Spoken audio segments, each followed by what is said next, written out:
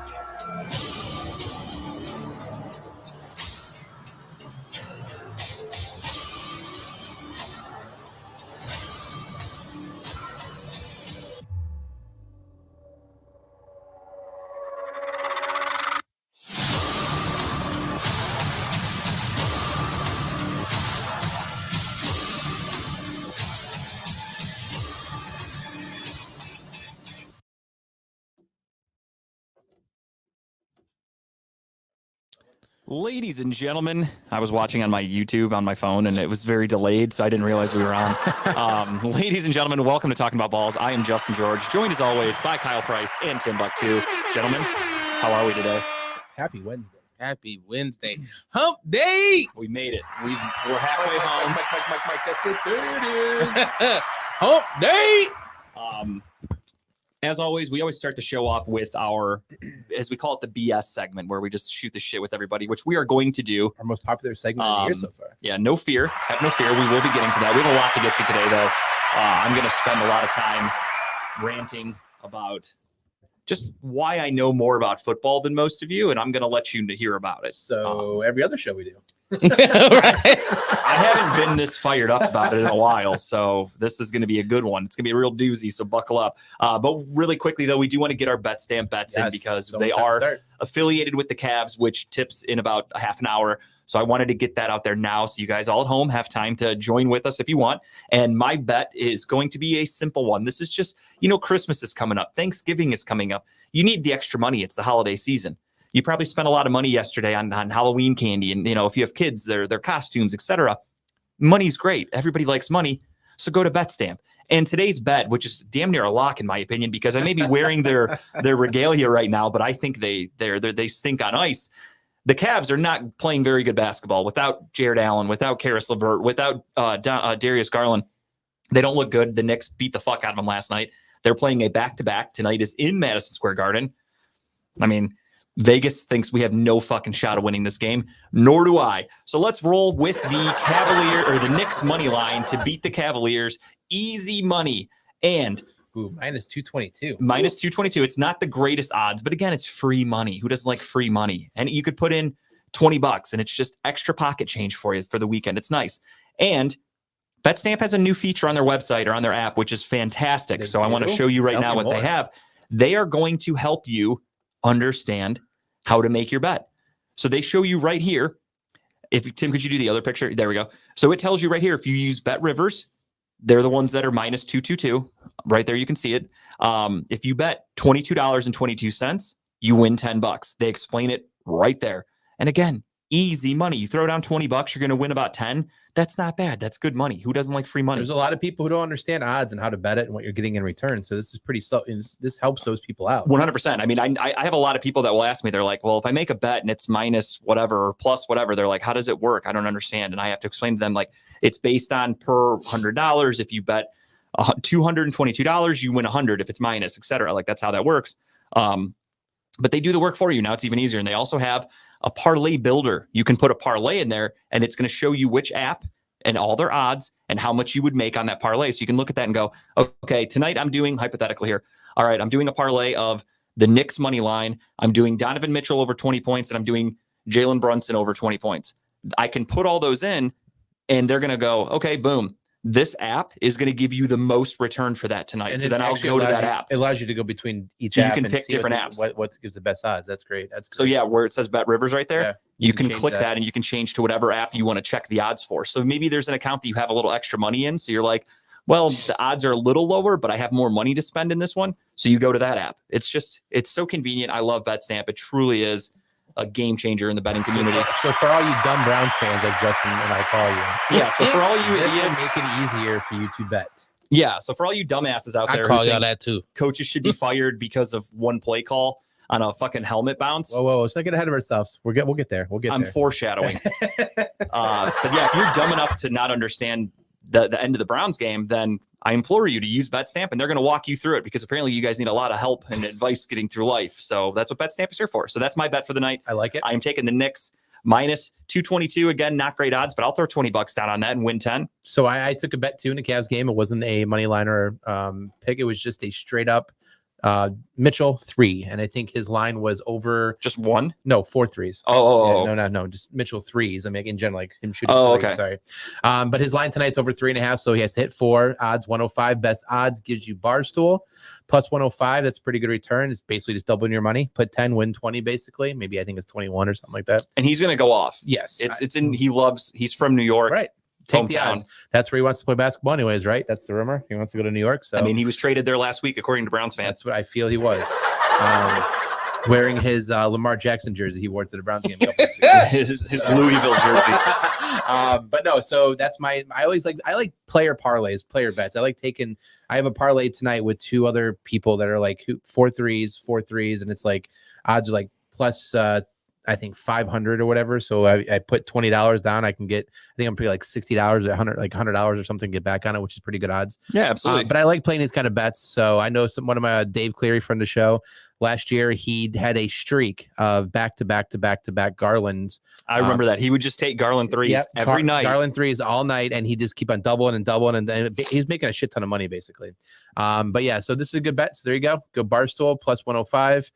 Make some good money tonight. And hopefully the Cavs don't lose too bad.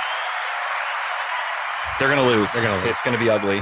All right. But yeah, we just wanted to get that out of the way. So you guys, if you guys want to bet along, you can. And you guys have time to do that before tip off again is about 7:30. The Cavs at New York Knicks. We got some herbal essence going in there. Got like some potpourri. What's up? I just feel like I see like the slow moving waves of stuff over here. Like it's like we're setting a scene for Thriller, and I just see like things coming across. I was like, Because this is Thriller. perfect timing. Last night would've been great for that. Thriller night. I was like trying to smell something. I'm like, what's Kyle getting? Like, I don't smell potpourri anywhere. I just farted. That's all. Yeah, if your farts come out smoky like that, I'm concerned. Yeah, I would call a doctor. If it My comes ass out- vapes. But if it comes out smoky but smells like a fruit, I would much prefer that. So hopefully that's what's Does that happening. mean you have to shove said fruit up there first in order to pass said fruit? I don't care. No, the, you just got to eat a lot of fruit. the process. I don't care. It's the fact that it doesn't smell terrible is all I'm worried I just about. wanted to have a show streak of 4 shows in a row. We start off with ass talk. So I mean, we did. We started with the Cavs, and they're playing like ass. So I guess it's we technically did. But yeah, so we just wanted to get those out of the way. Now we will get back to our regularly scheduled program. BS segment. Let's go, Tim. Lead us off, buddy. How was your weekend? We actually had a long week because we recorded on Monday of last week. So we had over a full week of shit to do. We did. And Tim's gonna be like, I don't remember what I did. I don't remember. No, Wednesday I had a show. I did a show down at the East End Pub, I believe it's called. Over in Lakewood, I should say. It was pretty dope. Met some people. Went outside, just randomly talked to some people to see if they was coming for the comedy show. And they was like, "Oh, we didn't even know it was a comedy show tonight." I was like, "Yeah, it's a comedy show." And I'm just talking to them regular. Were you the only comic up there? No. Okay. It was other comics, but I just was It's kind of what I do. I just go in, kind of say hi to people. I don't tell them I'm a comic. I just kind of just go in and you just act friendly. You're basically just like networking. Yeah, basically. Yeah. And they weren't gonna stay because they didn't know. So Lisa, we love you, Lisa. They didn't know. They didn't know. Lisa, that was a comedy show. Can you send it back to me? Kyle's gonna need a refund on that Cash App for this month. They didn't know it was a comedy show, so I'm talking to them and stuff like that, and obviously making jokes, but not like comedian jokes. I'm just shooting the shit. And one of the other comedians came out. He dapped me up. He was like, "You doing a show? You getting on the card?" And I'm like, "Yeah, I'm gonna go up." And she was like, "Oh my God, you're a comedian?" The one guy was like, "Yeah, I kind of put that together." He was just talking the whole time.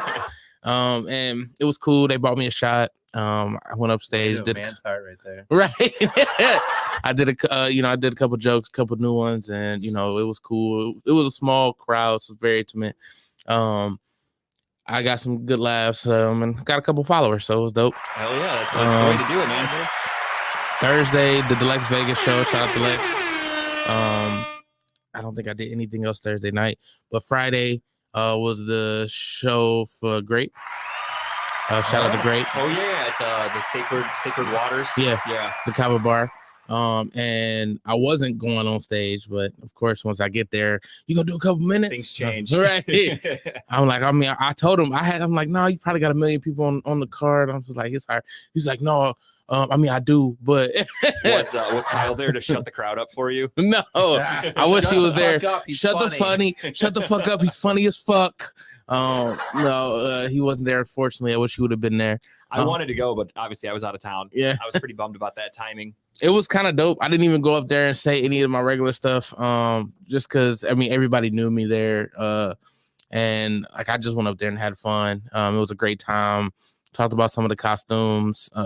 What up, Ebony? Speak of the devil, Ebony. What's up? Ebony. I hope you guys are doing well. I wish I could have been there on Friday again. I was out of town. Say Grape and poof. Right. I was going to ask how Grape's doing, actually, so it's perfect timing that she jumped in. It was good. He was good when I was there. Hopefully he's still good now. But Ebony showed hella love. Shout out to Ebony. It was dope. It was a lot of comedians there. It was a lot of people that obviously don't do comedy. Mm-hmm. But they were having a good time. It was a lot of great costumes, to be honest. It was a lot of great people there. Everybody was pretty much nice. Fuck yeah. When you're drinking kava, how can you be upset? Yeah, everyone's gonna have a good time. Right. I've never been to a kava bar. Have you?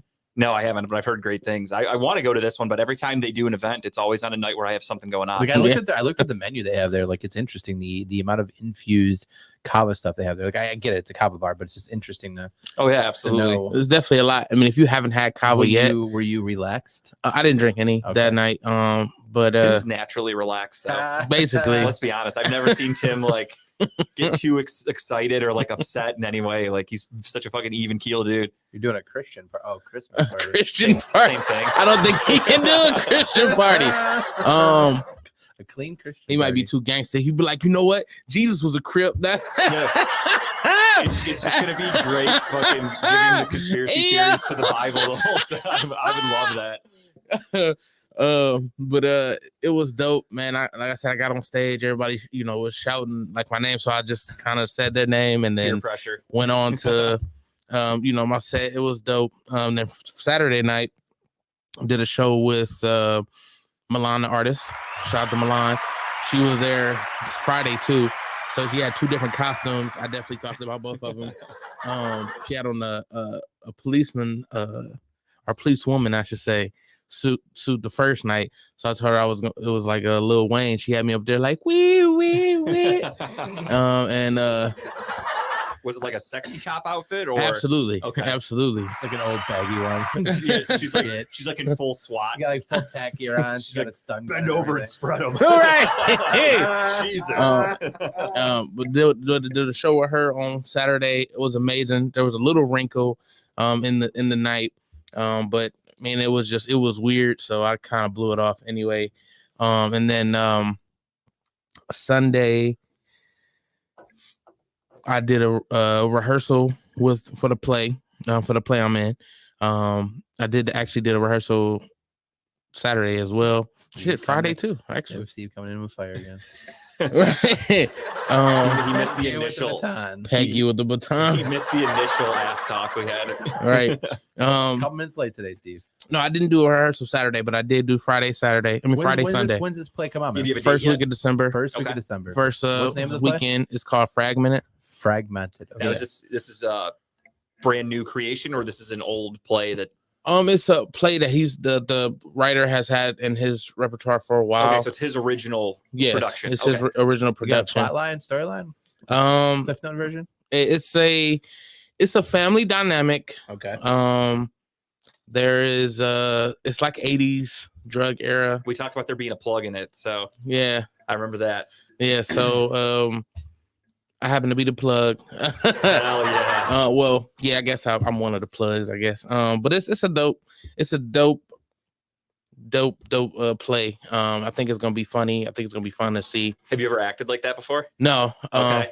no, and I do like it so far. Yeah. I'm having fun. I remember a lot of my lines already. But it's definitely a lot of work. Oh, yeah. We got rehearsal like every day, but I can't make it to every one, of course. Yeah. Like they had one tonight where like the whole cast was there and I'm the only one not coming. I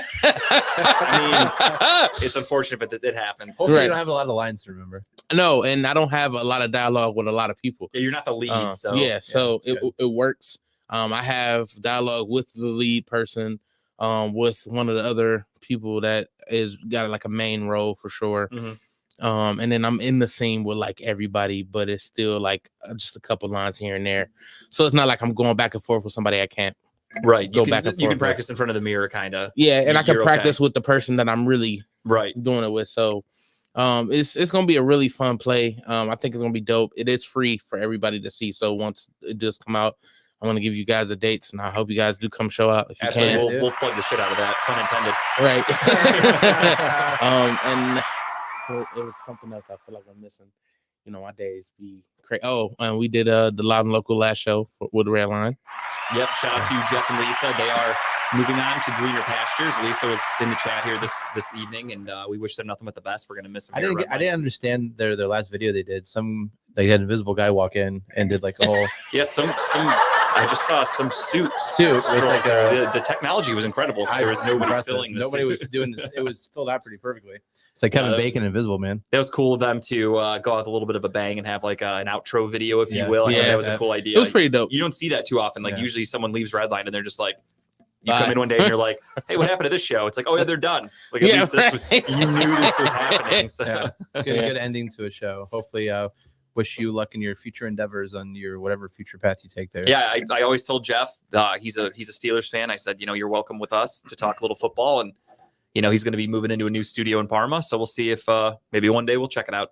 Hi. We'll look forward to it. It's definitely will be missed. I told them, I am ecstatic to have my Sundays free. I probably won't It's still. bittersweet. Yeah, probably still won't watch a Browns game, but Did you watch on Sunday by chance? I did not watch, and I feel like now I was supposed to watch at least one play because that's what happened the maybe last that's what time we it is. won. Yeah, Yeah, It's all great.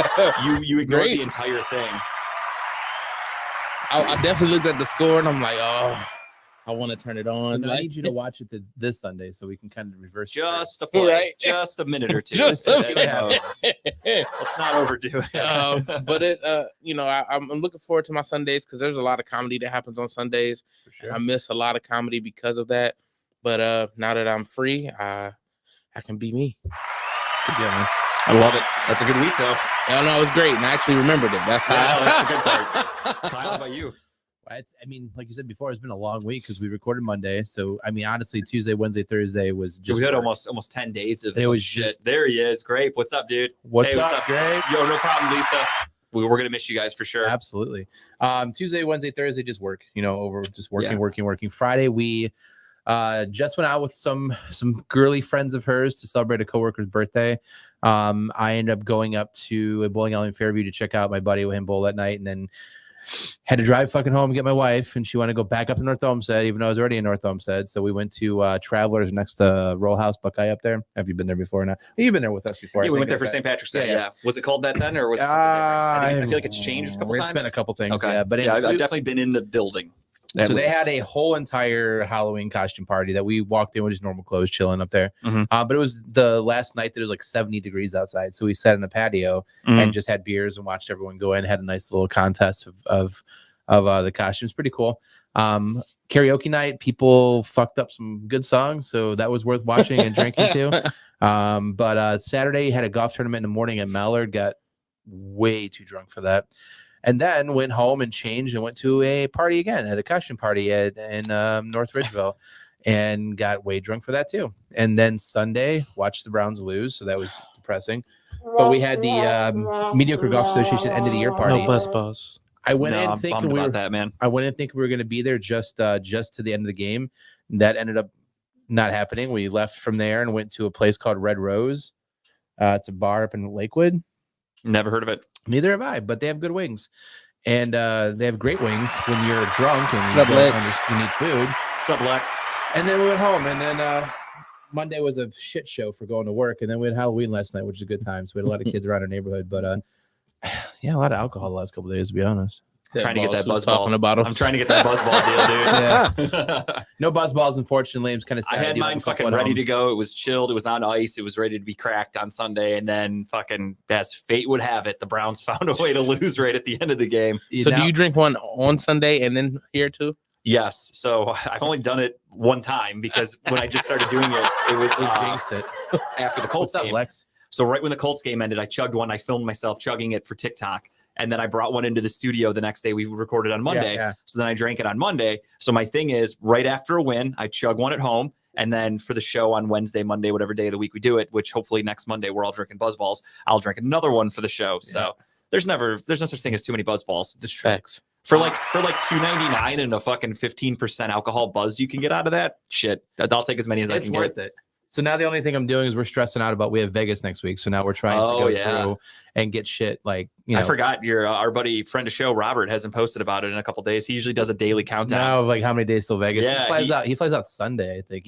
So he's down to single digits. He'll be out there. He'll be out there at least 3 days before I even get out there. So why? It's because he could, I guess. I don't know. Like I think who can be in Vegas that long? Him and my buddy Jory. Hit a couple buffets. I can. My buddy Jory's got free stay at the Luxor because he got the GM card, so he's got like free nights at the Luxor. So they're staying on the Strip for 2 or 3 days, and then they're moving down to old downtown where we stay at when we come in, and that's where they'll be at. But they're doing like a whole 9 days there, which is fucking crazy. That's a lot of time in Vegas, dude. Vegas is expensive as fuck, so like that's an expensive trip. Yeah, so we're trying to go through. We got our luggage unpacked. We're trying to make lists. Just made a big order on Amazon today of stuff last minute shit we need. Yeah, hoping it should be here before Sunday. A lot of baby powder and a lot stuff. of baby powder. Yes, it gets very moist in some nether new undies, some new socks. Those are definitely on top of the agenda. But no, I'm pumped. I'm looking forward to it. Vegas was fun last year. It should be fun this year, so it should be a good time. But yeah, that's been a pretty busy week though. Absolutely, it sounds like it. You had a great weekend. I had a very busy one myself. We recorded on Monday of last week because of my anniversary. It was Wednesday night. We went to it's your anniversary. It was nice. It was our 16th total, our 4th marriage anniversary. Do you still celebrate the 16 total? I mean, they are the same, right? It's the same date, so we just called it an anniversary. Oh shit, Lex said he'll be in Vegas January 2nd to the 5th. Ooh. See, that's a good time in Vegas though. That's only 3 days. Like you're in, you're out. You can see a bunch of Lex shit. Vegas never been to Vegas.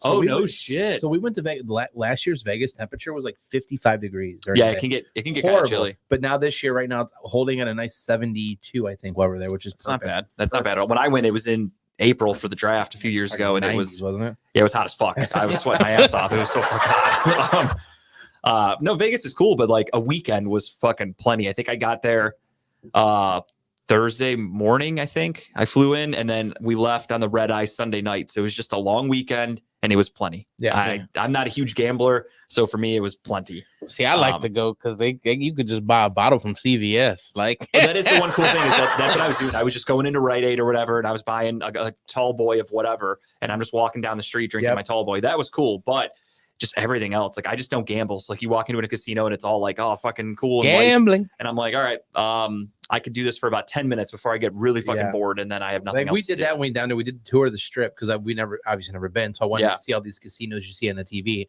But like you said, we go into a casino, we'd walk out, we'd get like a new tall boy and like a little airplane bottle shot, do that, drink it before we get to the next casino. Yeah, that's the way to do it. Walk through and walk, but it was fun. I mean, that was fun doing that.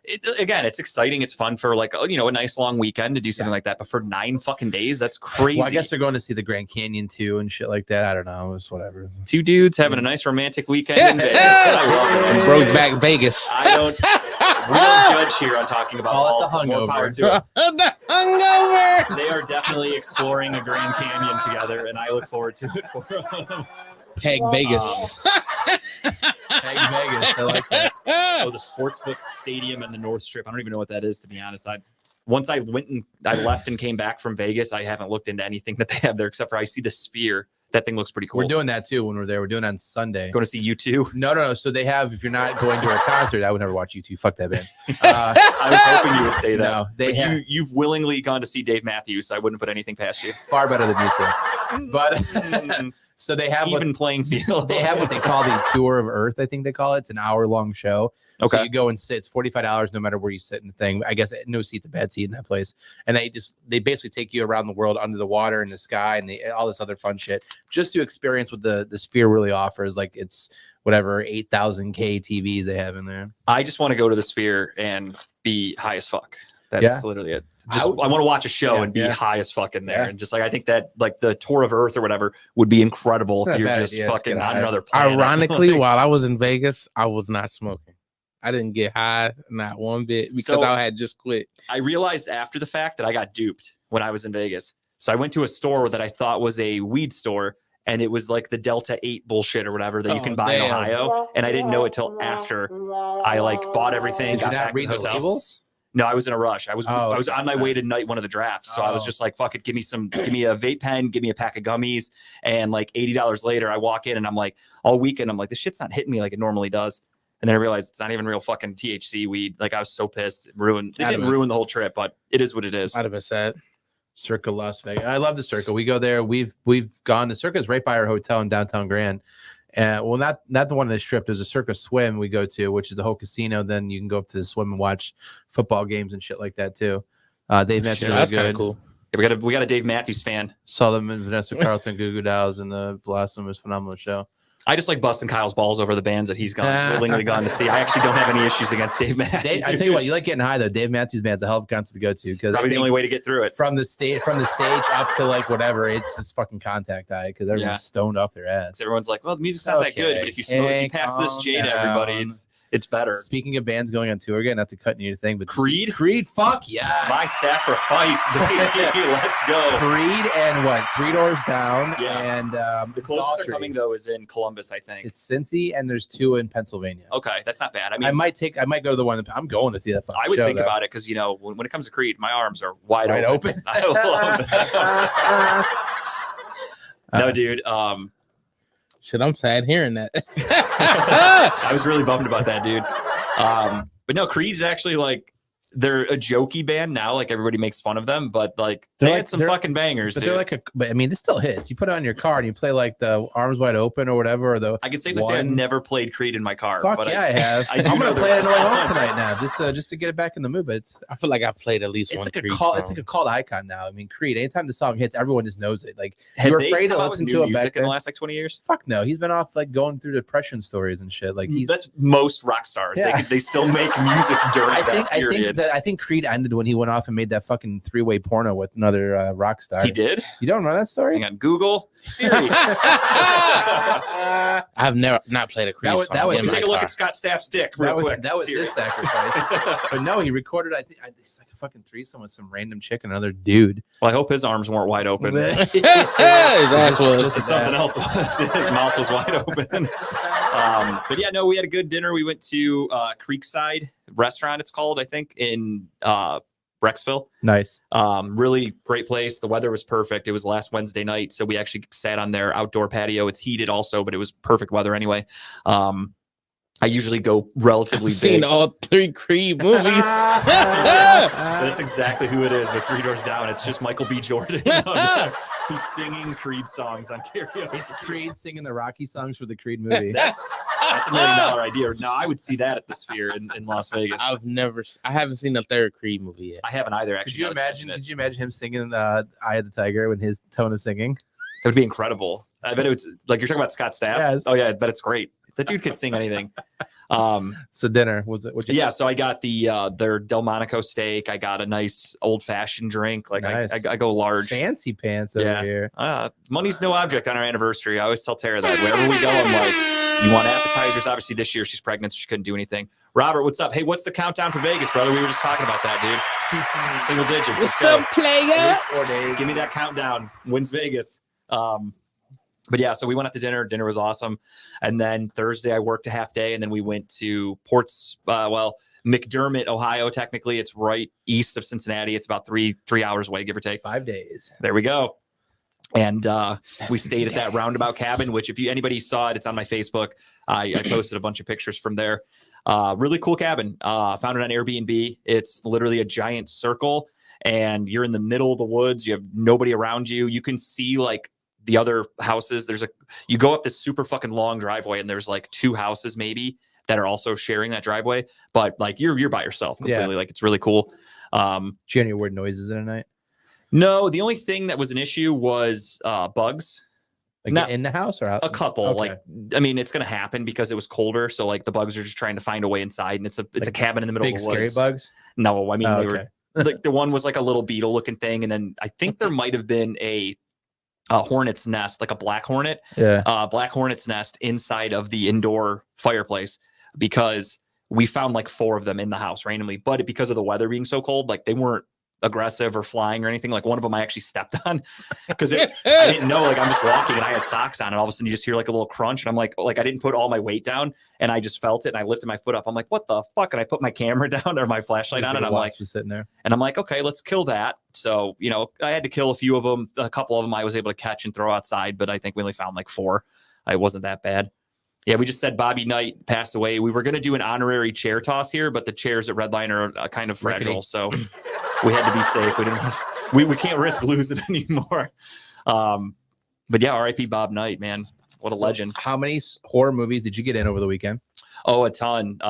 We watched Did you start with Cabin in the Woods? No, I pre-gamed with that. So Okay. I watched that on our patio That's at kind of home hilarious. on Tuesday night. I watched that with Tara. What do we got? Clippers +3. LeBum is dead. He looked so run down last night. Clippers +3. Take it to the bank. What do y'all think? Who's going to guard LeBum? Well, first and foremost, let's not call him LeBum. He's the greatest basketball player of all time there, Brett. So come correct. He is the GOAT. He's also 40 years old. So saying he's tired, no shit, he's tired. He's 40. He's still in the NBA. So, Playing with kids. yeah, he's literally playing with children that could be the people that could be that are the age of his children. Basically, Is what's his face playing? Is he in the lineup? James Harden. I don't know. I know I saw that. So funny watching the reunion of him and Russell Westbrook in the locker room. I saw Paul George and How was Kawhi that? are I didn't expected see to it. play. The reunion was kind of lame, actually. They did like a weird, like close, like they like touch each other's dicks. I think. They Yeah, like walked up and, Russ didn't even look interested in standing up out of his chair when Harden walked in the locker room. He literally Russ was just kinda he literally walked over. "What's He's up?" like, "Your locker's over there." Yeah, he's just like, you're set up over there. Like Russ didn't even stand up. You thought it was going to be like this big, like maybe they get up and fucking hug each other, and he's just like, hey, you're over there. I would probably take the talked Clippers +3 tonight. I think the Clippers Yeah, I are a do like decent that team. too. They're kind of stacked. Who did they trade for? Or They gave up not a lot, honestly. A bunch of No. shit. I don't have it in front of me, but it was like fucking a bunch of role players basically and some draft picks. Literally nothing crazy. So it was a huge trade for the Clippers. It does hurt their depth, but I don't think it makes the Sixers any better. I told Kyle that the other day when the trade happened. He asked me about it. We'll talk about it later. I was like, as a Cavs fan, I fucking loved the trade because Philly just got worse. You took a team out of the contention in the East. Yeah. So I'm cool with that. One of the kids who were born after he was in the NBA. It's true. facts. 100%. Yeah, that's why LeBron's the GOAT. Still killing it. But yeah, so my weekend was great. We went to this town. We watched a bunch of horror movies. The downtown area was really cool. It was like 10 minutes away, straight shot. Obviously, Tara being pregnant was awesome. So we'd go into town. I drove. So I'd drive us to a restaurant or a bar. I would get all fucked up. And then I'd hand her the keys and I'd say, let's go back to the cabin. And then she would drive me back. It's nice having a pregnant wife. Just It's like, you awesome. are my I'm DD. taking advantage of it while I can. I got a few more months. And then, then we'd go back. We didn't stay out super late. The 76ers got Dave Wallencheck, Pookie from Dennis, and I mean, two ham sandwiches. That's fucking accurate. That's honestly, it was all scraps, dude. They got nothing. Yeah, Rodney Covington, Marcus Morris, and draft picks. Like, that's nothing. That's not making the Sixers any better. The only thing, though, to look out for is that clears up a lot of money for them, and now they have some tradable contracts. So maybe they make a move for a bigger name player. It's just a matter of who they can acquire. So keep an eye on the Sixers to make another move. I don't think they're done yet. Hold on, here's a bigger question: is what position is Dave playing? I just got to know this. We put him in guard, forward. It's a brand new position for the NBA. It's called left out. That's the Dave Wallencheck position. It's the water boy too. It's Mama said. As we learned from Studio 2, Dave doesn't know how to get water, so we don't even trust him with that. Bring it back around. There's always room for a callback. But yeah, so we would go out, we'd eat dinner. There were some really cool restaurants. Pictures of Bruce. There was the Portsmouth Brewing Company right there downtown. There was another restaurant called Patties and Pints that I loved. They had like 50-something beers on tap. Nice. So I sampled all of them. I parked myself there and I drank as many as I could. And then like flights or something like that. No, I was just getting full beers. Like I just got drunk. I was watching What's your anniversary? football. What do we got? A hair? No, hair like my hair or something. What's up? Says your anniversary. That's what I said. I always tell Tara that. I'm like, we're gonna go out. We're gonna eat some fucking bad food. We go hard. Like we order a lot of fucking terrible food. Careful, you might make them quit. That's my goal, Adam. Is I want to be the only show left. It'll be you and Lex. It's literally going to be Wednesday and Thursday only. Tuesday, Wednesday, Thursday. Tim's not going anywhere. I would never hurt We'll Tim's hold down the feelings. middle of the Tim's week. But yeah, no, I don't want to hurt Dave's feelings. Dave, I take it all back. I don't want to be part of. I don't want to be except that water part. I'm still not forgetting that, by the way. I don't want to be part of a cryptic post tomorrow where he calls me a hater and like goes on a fucking rant on Facebook tomorrow. I don't need that. So what do we got? Can we say D-backs? They're done tonight. 5 games window has been closed. Yeah. By 3. Yeah. I told Kyle that yesterday too. We were watching. We were talking about game 4 or whatever last night. And I said the Diamondbacks are the worst team to ever make the World Series. Like this World Series sucks. The ratings are in the toilet. Like it's not good for them. Yep. But yeah, so the cabin was really cool. We were there from Thursday to Sunday. We left Sunday morning. We stopped at a winery on the way home because we always get a bottle of wine. And then I got home literally at 3:45, right before the Browns game. Worked perfectly. I did. I told Tara that too. So I got home, went right in the basement, watched the Browns game, and then that's pretty much it. Depression kicked in. At about 7. And then Monday I didn't do shit. And then yesterday was Halloween. So yesterday we handed out candy. I scared a bunch of kids. I dressed up as Michael Myers. You look good in the Michael Myers outfit. I did the full outfit. I think you missed your calling in life. You should really just go kill people. It's not too late. He does that already. I'm only 34. There's plenty of time, man. No, I want him to directly kill these guys. Yeah, Indirectly. Those don't count. You can't take me to court on those things. You write them in your death note. You only take a note. Tim making comments. Hey, man, please take that back. Tim's name's on the wall. Oh, I'm sure we all have. Dave likes to express himself on social media. Sometimes Dave knows we love him. Certain other person that used to be on the show a long time ago. They must come together and talk about how to do. They would actually probably hit it off. They would hit it off. Post. Yeah, they probably would. You're right. But yeah, so then that leads us to the game on Sunday that I wanted to talk about with all of you. Let's get into it. Let's do it. The Browns took on the Seattle Seahawks on Sunday at 4:00 on the West Coast. And obviously they had PJ Walker was the starting quarterback. You're going up against Geno Smith, and a lot of Browns fans probably don't know this because it requires doing a little bit of research and actually paying attention to when the announcers are talking. And with what that little nugget of information is I think it was since like week 4, the Seattle Seahawks are the number 1 defense in football. Browns fans probably didn't know that, but they were facing a really good defense. And 100%. We made them fight. Started off down 14-0, and then PJ Walker, Kevin Stefanski's offense, his game plan worked perfectly. The defense started showing up. We made a comeback. Next thing you know, it's 20-17. Browns have the lead.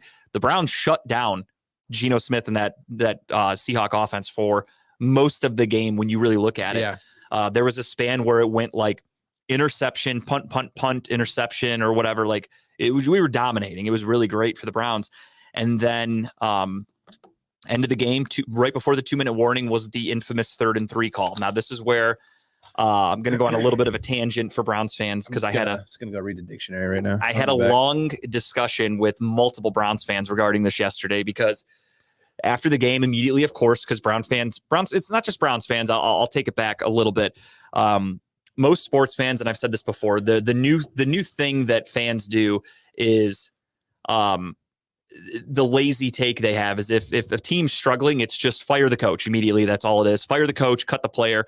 I had people yesterday telling me that, we need to get rid of Jedrick Wills right now because he's not a Pro Bowler, basically. Like, we just get rid of him because he's not a Pro Bowler. Like, we're going to find somebody better off the street. They want Stefanski gone.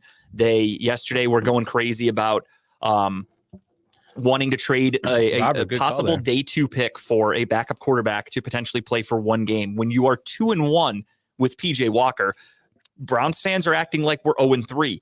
They're not they're missing the fact that we're 4-3 right now overall.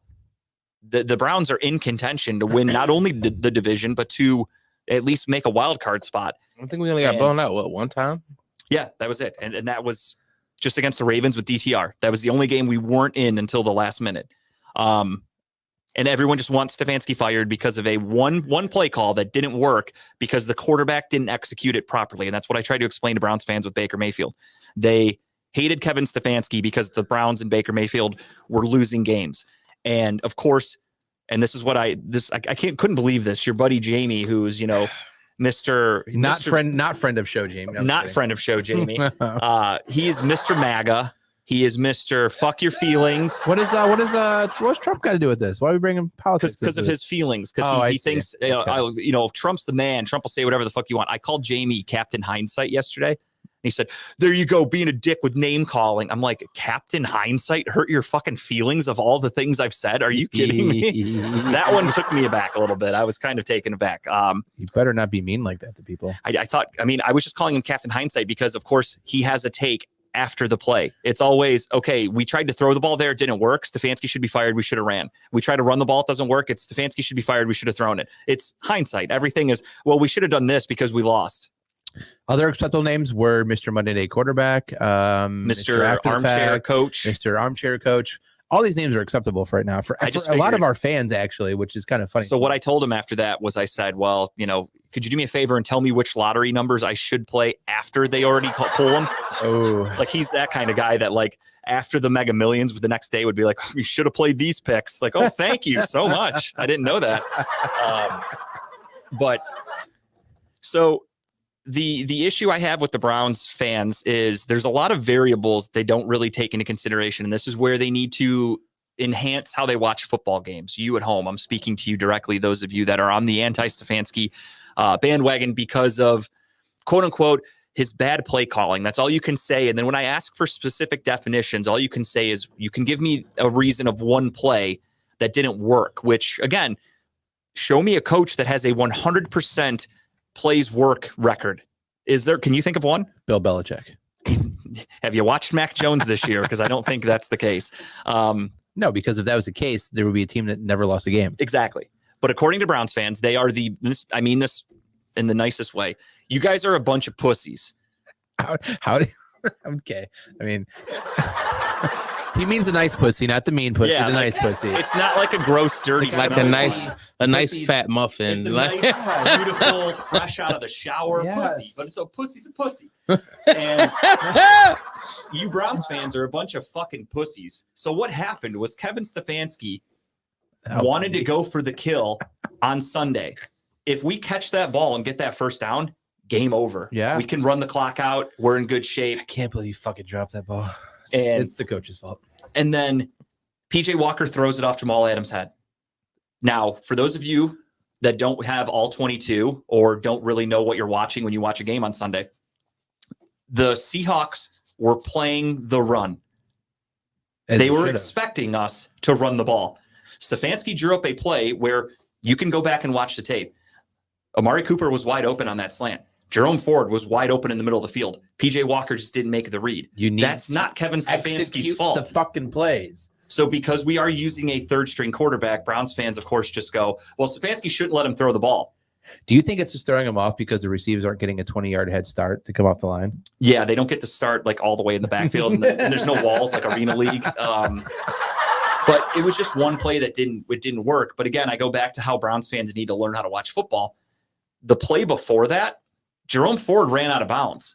That's a huge play. That Yeah. stopped the clock. Browns fans don't mention that, though. No. They forgot that play. Nope. And then after the interception off Jamal Adams' helmet, the Seahawks got the ball at their 40-yard line. They had to go 60 yards down the field to get a touchdown, or they needed to go about 20, 25 yards to get a field goal range.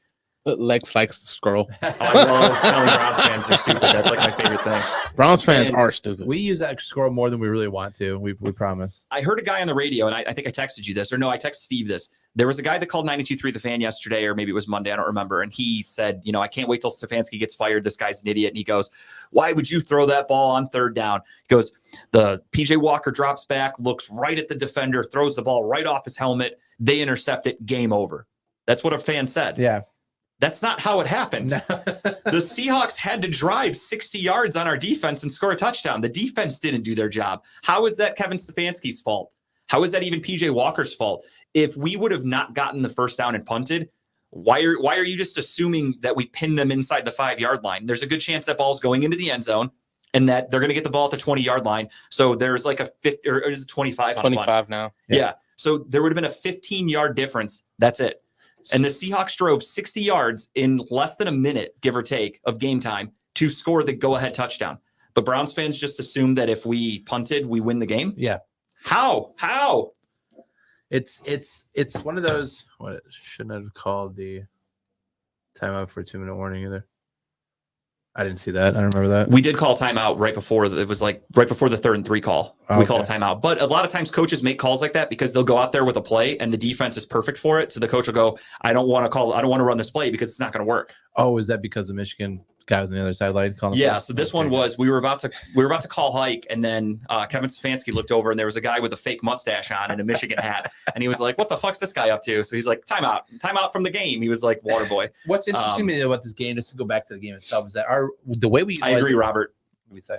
The refs just weren't giving us a call at the end of another game 2 weeks in a row, technically 3, I guess, if you want to give us a little credit for the Niners. So that was just the refs swallowing their whistles. I don't agree with it, but it was a complete hold. Even DK Metcalf looked at the ref and was like, "Oh, shit, my bad." Yeah. And the ref's just like, didn't see it. Yeah. The way we used our running backs that game, that was quite interesting. I'm surprised that Strong was the actual lead back most of the game. And that's the thing is with he ran well. We have running back by association. Kareem Hunt has been battling a hamstring injury. Yeah. Jerome Ford has a high ankle sprain and wasn't even expected to play. Right. So you go with the hot hand. And we're in a running back by committee situation. And Strong was running very well. And then that's just how it goes. Again, the fact that Browns fans just assume that we would have gotten the first down if we ran it is just crazy to me. How they just, again, it's hindsight. They just try to. If we were going to go with anything that game that you thought would have definitely converted on 3rd and 3, it was a screen pass to fucking Njoku because we ran it a couple times that game, and that was running. That was going perfect, but still, I agree with what the call was made. You needed a defense to step up. I understand that all the Browns fans right now are like, we had the best defense in the league. There's no way we should not stop them. But you want to look past the fact that we didn't stop them for 60 yards. It happens. But they want someone to blame. The easiest person to blame is the one at the head of the table. And again, it goes back to just laziness from fans. They don't know who to be mad at, so they're just mad at the head coach. I saw yesterday. This is another reason why we wanted to add into the slider up there. Run the ball, Bert. That Browns fans and Cleveland media are fucking stupid, because I went on Twitter. God, Mary Kay, man. And I was reading all about how media and local, like, what do you want to call them? Browns Twitter celebrities, if you will. And that means Pumpkinhead, who's a fucking douchebag. This kid, the guy Sir Yacht or whatever the fuck his name is, the Cleveland kid. Oh yeah, the one that does does the word shit and everything. Yeah, I don't really know what he's about, but I saw his tweets from people. There's another kid named like Nick Carnes or something. He pays for Twitter Blue, but he like thinks he's a Browns insider, but he has no actual insight. And this guy Nick Padone, another like local Browns kid. Yeah, I see a lot of his stuff. He's the only one I follow out of the three. Okay, so these guys I've never really heard of until yesterday. I just saw all their tweets, except for Pumpkinhead, who I've hated for a long time. But these guys all wanted the Browns to make a trade yesterday for a quarterback. And then they're also just mad in general because we didn't make any trades, except for trading away Donovan Peoples-Jones. Obviously, we traded him away for a 6th, for those of you that didn't see. I have a conspiracy theory for that one, too. Sure. I think, and maybe I'm wrong here, is that they traded away Peoples-Jones for a 6 because they were probably trying to use that 6 for another trade. and maybe they couldn't pull that trade off yesterday, so they just got the 6 for next year, and maybe use it in the future for future picks or future trades. I think it was. Personally, this is just my opinion. I think this is kind of similar to when we traded away Carlos Hyde, the year Nick Chubb's rookie year. Yeah, that was, you have a guy on the bench who I want more playing time, and the only way to get him more playing time is to get rid of the guy in front of him. It's the Carlos Pena move from the movie Moneyball. I want this guy playing first base, but you keep playing this guy, so I'm just going to fucking trade him because I want my guy at first base. I'm a dick pickle. But in that theory, though, why dude, Pumpkinhead is the biggest fucking douchebag. But in that theory, though, why couldn't you just start him over Peoples-Jones? Because Peoples-Jones is on the last year of his contract. So we drafted him for a 6th-round pick. So we're just going to recoup what we used to get him. Got it. And he's no longer on the team. We weren't keeping him next year anyway. And now Cedric Tillman and Jalen Darden. We have David Bell. We've got a plethora of wide receivers that are going to get the ball. I just thought that was the start of a one of part 2, possibly yesterday. They traded away and got the pick. When I saw nothing but a pick coming back, I'm like, okay. And that's very probably possible take it because that's the other thing too, is there was a rumor that said they did call the Commanders and ask about Jacoby Brissett. The Browns said, we'll give you a 6th. Best we'll do is a 6th. And they said, we want a day 2 pick. And the Browns said, no, thanks. And they hung up. That was it. That was the gist of the discussion. And the other thing that I kind of want to talk about with Browns fans who are really fucking dumb. Should we add real fucking dumb in there? Can we stop pretending that Deshaun Watson's the only injured quarterback in the NFL? Because Aaron Rodgers is not a thing. Exactly. Aaron Rodgers, Daniel Jones isn't a thing. Who else? Kirk Cousins isn't a thing. Like all these guys, quarterbacking in the NFL is at a fucking premium right now because they're so hard to get. And really quickly, for those of you Browns fans that, again, probably don't watch actual football games. Oh, yeah, my bad. I'm kind of out of the frame. I was having too much fun looking at you guys. But for those of you that just keeps on getting like an inch further off screen, like every other second. Next thing you know, I'm just doing the show from my car. See you, boys. And yeah, DPJ though, really quickly, he has like 8 catches for less than 100 yards this year. So people that were freaking out about getting rid of him act like we're losing some fucking. And he ran 217 routes this year. Yeah, that should tell you everything you need to know. He doesn't get separation because he's not. I said it before. He's a speed guy. If he doesn't burn somebody, he doesn't really do much. Right. So more power to him. I had no issues with him. He had some great moments. So thanks for everything. We'll see you. Do you think Kansas City fans are calling in the shows right now saying they need to bench Patrick Mahomes? Yeah, because of his interceptions. And then I bet if you call, let's go through the list. Let's go through injured quarterbacks throughout the NFL. Aaron Rodgers. So yeah, I bet New Yorkers are calling and saying that he's a big pussy and he shouldn't have been paid because he should be out on the field. Kenny Pickett missed half the game on Sunday, so I bet Pittsburgh fans were going crazy and calling him a pussy because he should be out there. Daniel Jones has missed the last few weeks, and then Tyrod Taylor got hurt in the game on Sunday against the Jets. It's Tyrod. So they get Tyrod Taylor. They got double pussies over there in New York. What's better than one pussy? 2 double pussies for the Giants. Giant double pussies. And then for the Browns fans that think because PJ Walker is a 3rd-string quarterback, we should just not throw the ball ever. Take a look at the Giants. They did that with Tommy DeVito was their 3rd-string quarterback, and they did not throw the ball. And what they do? It cost them the fucking game because they did not have the manpower to win, and they ended up losing. So for those of you Browns fans that just want to run the ball 50 times a game, more power to you. Go do that shit in Madden, but this is real life. Speaking of quarterbacks that came in and did well, do you see Will Levitt's game? Yeah, looked really good. Breaks up with his hot girlfriend who's out there and fucking balls. He's starting to get that NFL action. That's what's happening. He's getting a start against the Steelers tomorrow night with Cam Hayward's been activated. So it's going to be interesting to see how he holds up against that defense. Yeah. Was it a one-shot fluke or is he legit? We're going to find out. Tom Brady. Yeah. Yeah, I'm sure he would come here for nothing. Yeah.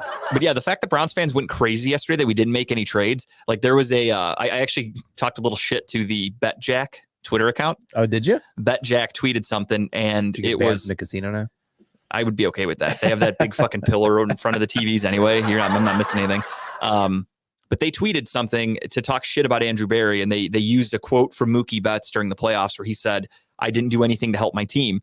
They used that meme or that quote and they said, Andrew Berry right now at the trade deadline. Oof. And I said, the Browns are 4-3. I said, and the BetJack account is Bet Ohio or whatever. So they do Bengals posts also. So then I said, what did the fucking 4th place Bengals do today? Did you get any reply? Oh yeah. I said, what a dumb tweet. what did the fourth place Bengals do? And they just said, what a dumb response. They said that to me. You're arguing with the fucking betting app? Yeah. So then I responded. I'm like, oh, you guys put as much thought into that as you did your original tweet. And like, they didn't respond to that. You should have said you put as much thought into that as you did your fucking betting app because it's a piece of shit. Yeah, the app sucks, and the fucking pillar at the Jack Casino downtown is fucking atrocious, and it makes me never want to watch games. While there. I have your attention, I have a list of things I need to complain about. Thank you. That'll come another time. But it's just funny that like they only talk shit about the Browns, like because the Bengals did not trade T. Higgins, which everyone thought they would. So they tweeted out first. They said like T. Higgins isn't going anywhere. They're all excited, and then the Browns don't make a trade, and then they're talking shit. Yeah, I'm like, of course. Fuck you. Like the Steelers didn't make a trade, the Ravens didn't make a trade, the fucking Bengals didn't make a trade, and Browns fans are going, Andrew Berry's not doing anything to help this team. He did it already, you fucking idiots. Zadarius Smith's addition in the offseason, that was to make this team better. Getting all these defensive tackles in here, Maurice Hurst, fucking Dalvin Tomlinson, all these guys coming in here, Obo Akawara or whatever his name is. These guys were all brought in here to make the team better, and they're doing that. Hiring Jim Schwartz was the biggest acquisition this team has made. What the fuck more do you guys want? I understand you think real life is Madden. You're not trading for a starting Pro Bowl left tackle mid-season for peanuts. It would have cost a shitload. Montez Sweat went for a second-round pick. You think you're getting a Pro Bowl left tackle to replace Jedrick Wills for like a third? You guys are out of your fucking minds. This isn't Madden. This is real life. That's why you guys are dumb as fuck. Feeling better? You feeling I actually better? do now. Good. Therapy kind of the end. Kind of the end of it. Therapy session up in this bitch. So back to what Adam said though, like earlier. Where's this going back? Because he hates. Yeah, right there. Yeah, that one. So he basically said all these backup fans think they're savers because they hate Watson. It's true. Yeah, 100%. I said it last week. That's where the baseline of the distaste for this team and why they're so pissed off at Watson for sitting out. And they think Watson should go out there and play through an injury because we didn't see that fucking movie with Baker Mayfield. And they're pissed off that he's whatever. And now they're bringing it up. And I'm sure you saw this too. Have you seen he did it in Houston. He must have a falling out with the team right now because he did it in Houston. He got paid a big check in Houston and sat out those games and didn't want to play. It's night and day difference, assholes. Night and day difference. Because if he get a massage here, nobody's saying anything. In Houston, he hated the owner because the owner gutted the team and was tanking and was a racist and called the players the inmates. So he hated that. And he said, I want the fuck out of Houston. That's all that was. Breaths, Justin. I'm good, brother. You know, he's about to get a massage over here. Robert, I could do this shit all day, brother. That's what I do. I love going on these tirades. That's where 99% of these issues come from. They start with the fact the baseline is that they hate Watson. They hate the fact that he got paid $230 million. Mind you, quarterbacks since then have gotten paid more money than Watson. Yeah, Watson is no longer the highest paid quarterback. This is just quote unquote guaranteed. But it's guaranteed. You guys get hung up on the guaranteed aspect of it. Do you really think the Bengals are going to take money away from Joe Burrow or the Chiefs are going to take money away from Patrick Mahomes? No, that's not technically guaranteed, but it's guaranteed. Yes. They're getting all that fucking money. And so they hate the fact of his history, his whatever run-ins with women, the stuff that he did. They hate that he's black. I wasn't going to say it, man. I really wasn't going to say it. Bring up Baker Mayfield to a Browns fan and watch their eyes light up about how fucking amazing he was. And then when you go, what do you think of Watson? Oh, that guy's just no good. They're fucking racist. What's up, Dub? Wasn't trying to go there, but I mean, glad you said it. I'll go there Either way, it starts with that. And now every other excuse they can, every game that he doesn't play, every game he doesn't do great. Now it's all because it's Watson's fault. It's Watson's fault. Trade Watson, get rid of Watson, blah, blah, blah. Bring back Baker. You wanted fucking Josh Dobbs to be traded to this fucking team so we can play him? Are you fucking kidding me right now? And that goes back to why the Browns fans and media are dumb, because they don't actually watch football. So when they wanted a quarterback replacement yesterday at the trade deadline, the only names they could think of were Josh Dobbs and Jacoby Brissett. They don't know football. They don't I think Brady Quinn got a call too. Like, I'll give Robert credit. I mean, signing Nick Foles, not the worst idea I've ever heard. That would be something that if you brought him in as a veteran, you're like, okay, that makes sense. Think we could run a Cleveland special, him in the corner? It's called the Cleveland Steamer. We ran it on Sunday. That's when PJ Walker throws it off a guy's helmet. That's a new trick play we have. But Browns fans that's all they look at. They just think you can acquire a guy like it's nothing. They don't realize it takes two to tango. Again, if they did call the Commanders and they said, here, we'll give you a sixth for Jacoby Brissett, who we expect to maybe only need for 1 week, because it looks like right now Watson's kind of practiced today. Did you see you see the tweets today? They're like, Watson has zip on the ball again. Watson No, I didn't. throwing in front of owner Jimmy Haslam. Jimmy Haslam looking on with eager eyes as his $230 million quarterback throws the ball to his receiver. Like, get the fuck. He's throwing a ball to his player on the team. God, it's like you would think that's like Dateline, NBC, closely watching Browns practice field for Deshaun Watson shoulder gate. Right. And I totally understand where you're coming from. The play hasn't been great up to this point, but to act like it's over, like that was the thing last year. He played in 6 games, and when the season ended, all people said was, oh, this was a horrible trade by the Browns. Look at how bad Watson is. It's like, guys, it's 6 games in a 5-year contract. We're really just going to write it all off now. And same thing with this season. Came in, we were winning games. He gets hurt. We were winning games. Nick Chubb gets hurt. Like we've lost Jack Conklin. We've had so many fucking variables that have gone poorly for the team that, yeah, I mean, don't get me wrong. Watson hasn't played great. I'll openly admit that. I'm not denying that by any stretch. He looked fantastic against Tennessee and things were looking good. And that's when the injury occurred. So it's hard to say what's really going to be happening. What do you say? We called it last week about Atlanta starting about the back. And yeah, Atlanta, you have your backup quarterback that everybody just thinks is available. Like they think Jacoby Brissett could just be had for nothing, but Sam Howell's taking sacks at an alarming rate. They need protection for their backup quarterback.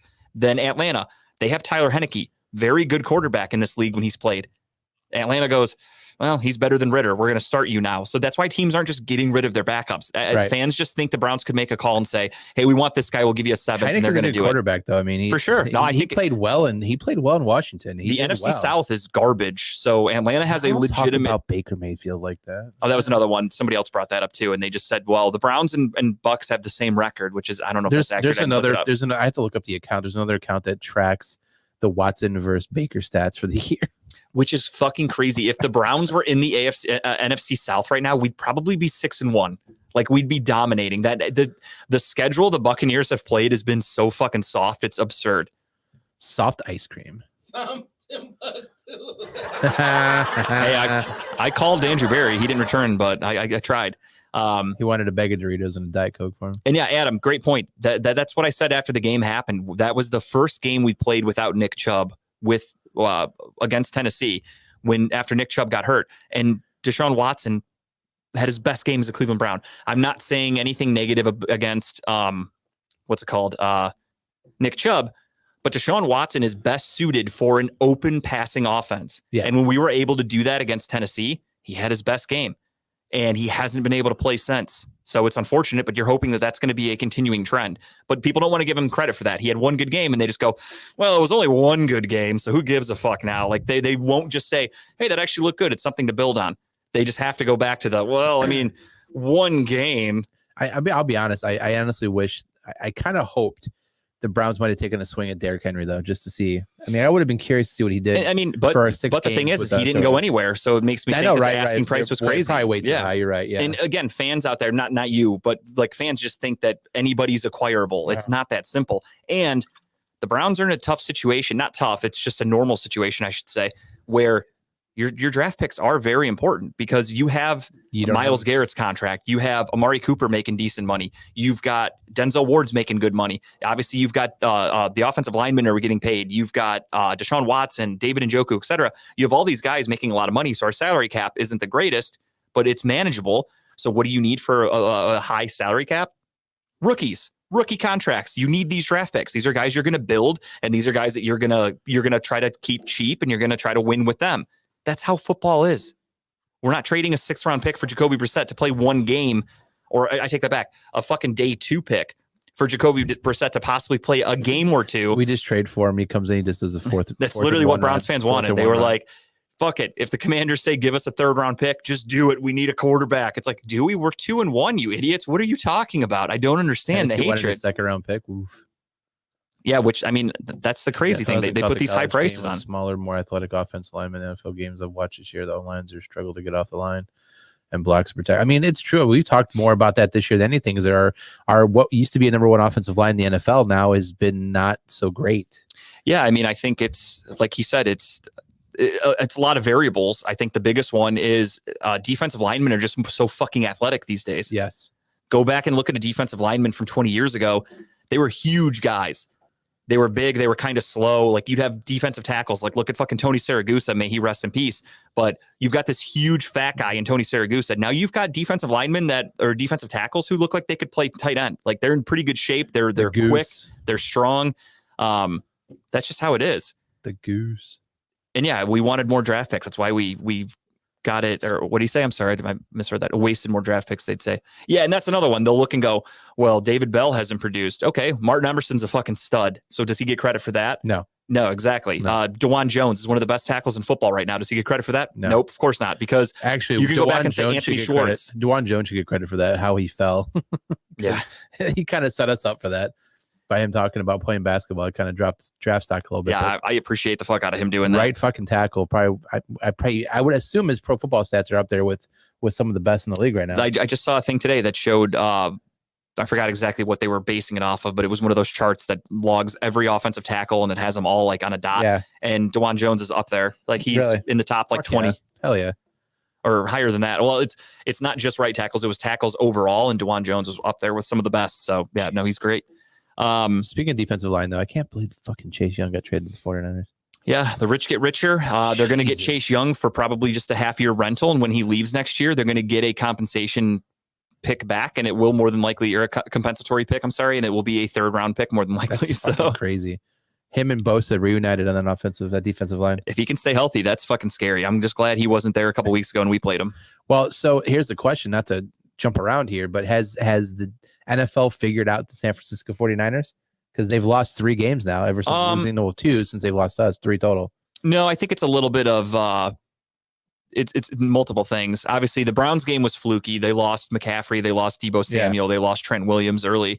The weather wasn't great, so whatever. No one's going undefeated. They were going to lose a game. Then losing to Minnesota on Monday night was weird because Brock Purdy got that concussion. Yeah. And the defense played like shit. They gave up huge plays to Jordan Addison, which was not like them in their defense. And then same thing, they're without Deebo Samuel. I think he makes a huge difference to that offense.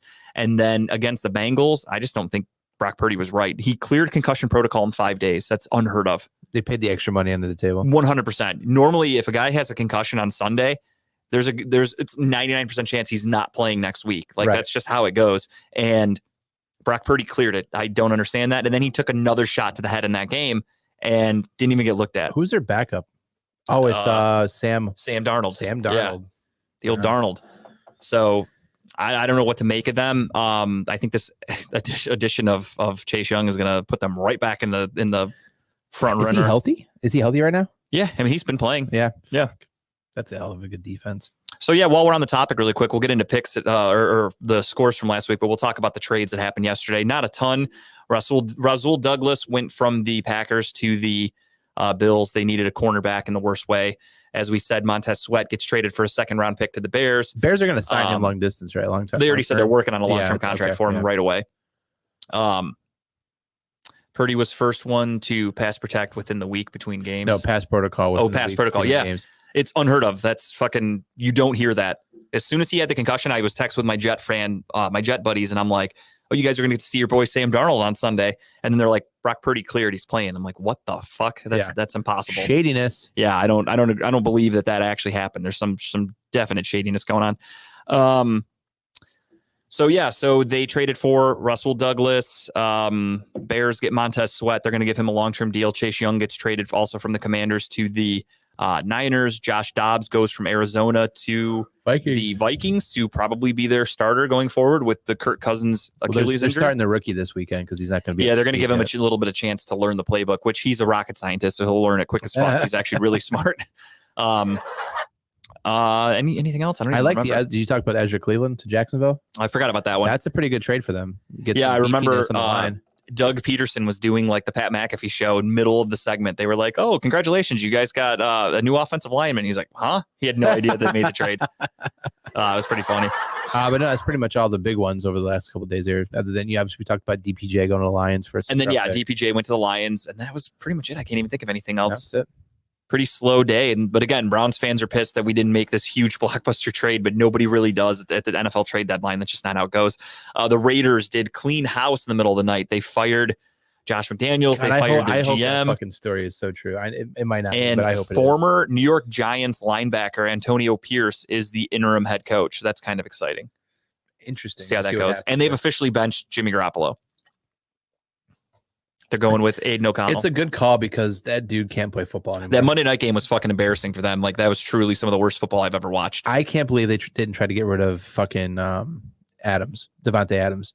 Well, I was just reading right here. It says the Jets explored trades for Devontae Adams, Mike Evans, and T. Higgins, and none of them got traded. So I don't know if the asking prices were too high or if the teams were literally just like, we're not trading anybody. Just as a better, I had a parlay going for that Monday night game, and the fucking entire offense, there's not one pass to a receiver the entire first half.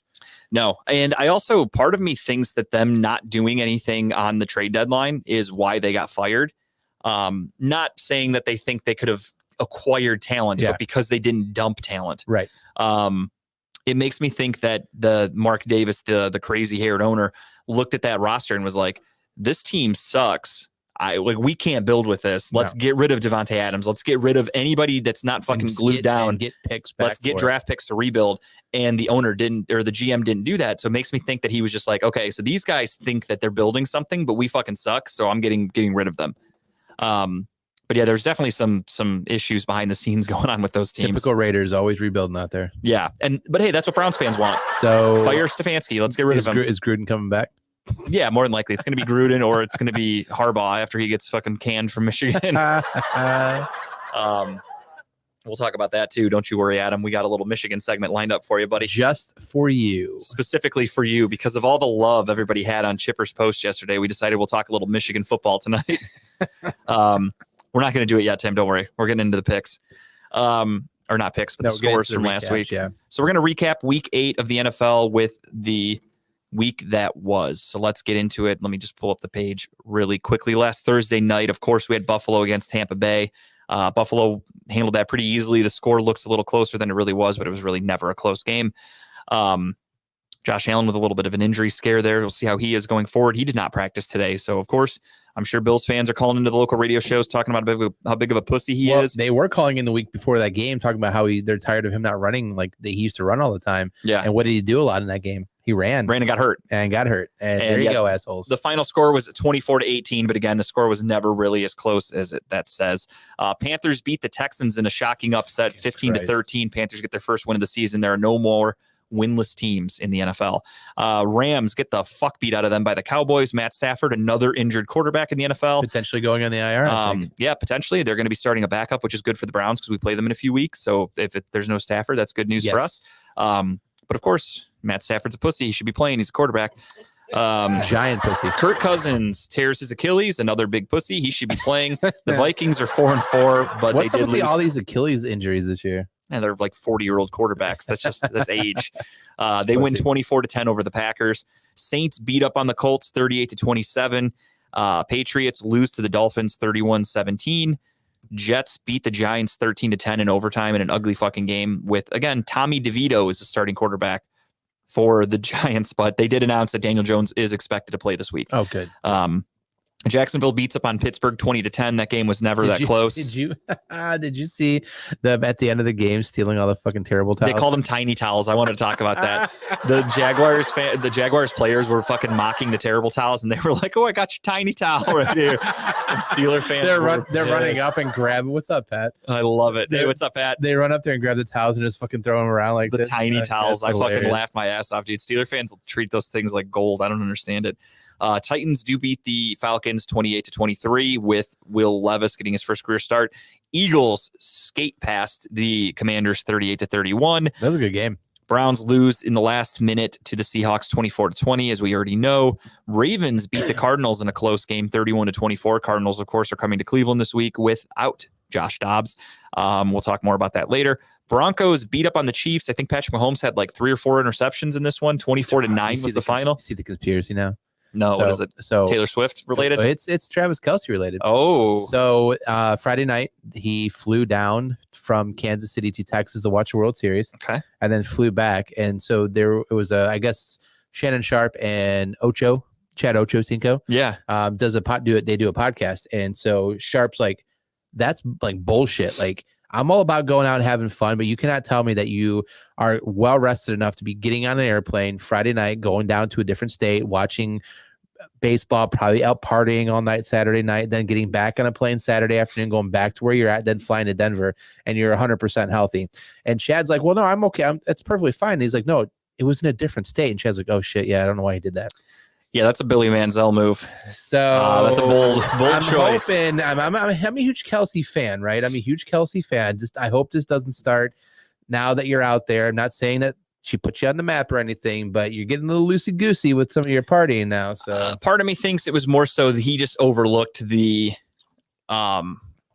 they overlooked the Broncos. The Broncos suck. They just went into that going, I don't really need to be 100%. Like, we don't have to take it seriously. And that's what happened. I mean, don't make it a habit. Just don't make it a habit. I'd hate to see him being talked about like that because he's a great tight end. If end. Kelsey dropped a bunch of passes and like looked horrible and was the reason for their loss, then sure, I would listen to that. But I mean, he didn't throw the interceptions. Mahomes did. So they should fire Andy Reid, though, because they threw some interceptions. You fucking idiot Browns fans. Bench Patrick. Bench Mahomes, fire Andy Reid because they threw interceptions against the Broncos. So pussies. I mean, that's just what you do. You pussies. What are you doing? Bengals win 31-17. They looked pretty good against the Niners. The Bengals back. Bengals are back. I don't know. They looked like shit last week against the Seattle Seahawks. But again, the Seahawks. Bengals roller coaster. The Seahawks defense, again, fun fact for Browns fans that probably didn't know this. They are the #1 rated defense since like week 4. But Browns fans don't know that. And they just think we should have scored 100 points against them with an XFL quarterback, or we should have ran the ball 75 times in one game because Browns fans are, in fact, stupid. The Bears lose to the Chargers on Sunday Night Football 30-13, an ugly game. It was never close. And another quarterback, Justin Fields, is also hurt. He's a pussy. Raiders I see lose. There's a huge theme here. Yeah, Raiders lose to the Lions 26-14 on Monday Night Football. And yeah, that is true, Adam. Mahomes' first time ever losing to the Broncos, so that's a huge moment. I think they really did just overlook them. They just kind of went in like, this is an easy win. And they play like shit. It happens. Offense was just stagnant. They couldn't get anything going. Yeah, but I mean, if you ask a Browns fan, it's unacceptable. Your team's expected to go 17-0. Everyone's supposed to be a Pro Bowler, and every play is supposed to work. Otherwise, pretty sure they're interviewing new coaches this week in Kansas clean City, house. So yeah, they better be. I mean, if you lose to the Broncos like that, fire them. One loss, unacceptable. I didn't like his play call on a 3rd and 3 play in Denver there. I don't remember which one specifically, but I didn't like it. So was it the play? Was the play where Kelsey just does whatever he wants to and tries to get open? Yeah, and then Mahomes threw an interception, and that's obviously Andy Reid's fault. So fire him. It's because he was on the quarterback show last year. He's distracted. Yeah, and I don't know why Andy Reid would call a play that's called throw an interception. Like, that doesn't make any sense as a head coach. But apparently, that's what Browns fans think. I think it's also because Andy Reid's been doing commercials for Campbell Soup. That commercial with him trying to steal the food was funny as fuck. I love that one. That actually makes me laugh. Where he's like, "Let me get those nuggies," or whatever. I fucking love that commercial, actually. But that is your week 8 recap. I can't believe we're on week 9 already, man. It's crazy. But because there's 17 weeks in the season, we're still like barely at the I know, but point it's of just the crazy season. just how it's flying. How quick the year's going. Halloween just passed. We're coming up on Thanksgiving. Tim's favorite holiday. We're coming to Christmas. My favorite holiday. It's an exciting time. It is exciting. Speaking of some people's favorite holiday. Hold on, be real quick though. Did we talk about this last week? Tim, you fucking killed it last week, man. I appreciate it. No. We did it on Monday. I did it the next day. Yeah, you on the Michael Collier show. Right. Yeah. So Tuesday. I appreciate that. About that. Dude, you fucking nailed it, man. You came in there fucking swinging. I appreciate you, man. Right, dude. Yeah, I forgot you. When you showed him your drawers and you had to check your size. First thing I thought was like, I was trying to clean. Right. I seen that. But I was putting the tag up so they could see it. So I was trying to get the tag right so they could see it. Did you get a call back to go on again? Well, the producer called me. He basically said I solidified my spot on the show. So kind of whatever you want, you can kind of do it. Kind of sort of. He said he was like, I'm gonna arrest you. He said, "What's what they say in the NBA? Your maintenance, you're low maintenance." day off. But he said, that if he come here, I might get on the show. So hell yeah, dude! Proud of you, man. You killed it. Congratulations. Is he expected to come here at all? I don't know. To be honest, he's married. He gets married this week. I believe he gets married on Saturday. So don't do it. I'm just kidding. Congratulations to Michael Collier. Yeah, absolutely. But yeah, no, it was fun. It was crazy because like I said on the show, like I wasn't nervous, not one bit the first time. That second time, I don't know what it was. I was nervous as shit before the show. And I'm just like, man, I had to literally calm myself down. It was I'm because like, of that fucking stinker from the day Yeah, before. you're like, I'm telling you, dude. you're like expecting to get that hook or something. Like, Yeah, you're like, are my dude. jokes funny enough? They're gonna I'm land? getting ripped off stage like fucking Apollo style up here if I don't bring it. That might have been it. And they told me I was the first one. I was going first, so I don't know. It was crazy because I enjoy actually going first when Did I do everyone comedy. else kill it on the show that day? Did you watch the rest of the show? Yeah, I did. Everyone I was actually going to ask you that. Where do you like to be in the lineup? Do you have a preference? I don't have a preference, but I enjoy going first. Okay. Setting the bar. tone. Yeah, absolutely. I like that. I mean, when I won my competition, one of my comedy competitions, when the guy said you going first, I'm like, all right. So I know I got to come out hot. Yeah, you got to wake the crowd up. Yeah. Rich Green, shout out to Uncle Rich. When we did the show at Silks, I wasn't first at first, and he was like, yo, I need the show to start off fire. I want you first. And so I like when people, got that faith in me. Yeah, absolutely. It's a compliment. Yeah, yeah, 100%. If I could go first, great, because I'm yeah. definitely about to set this show off.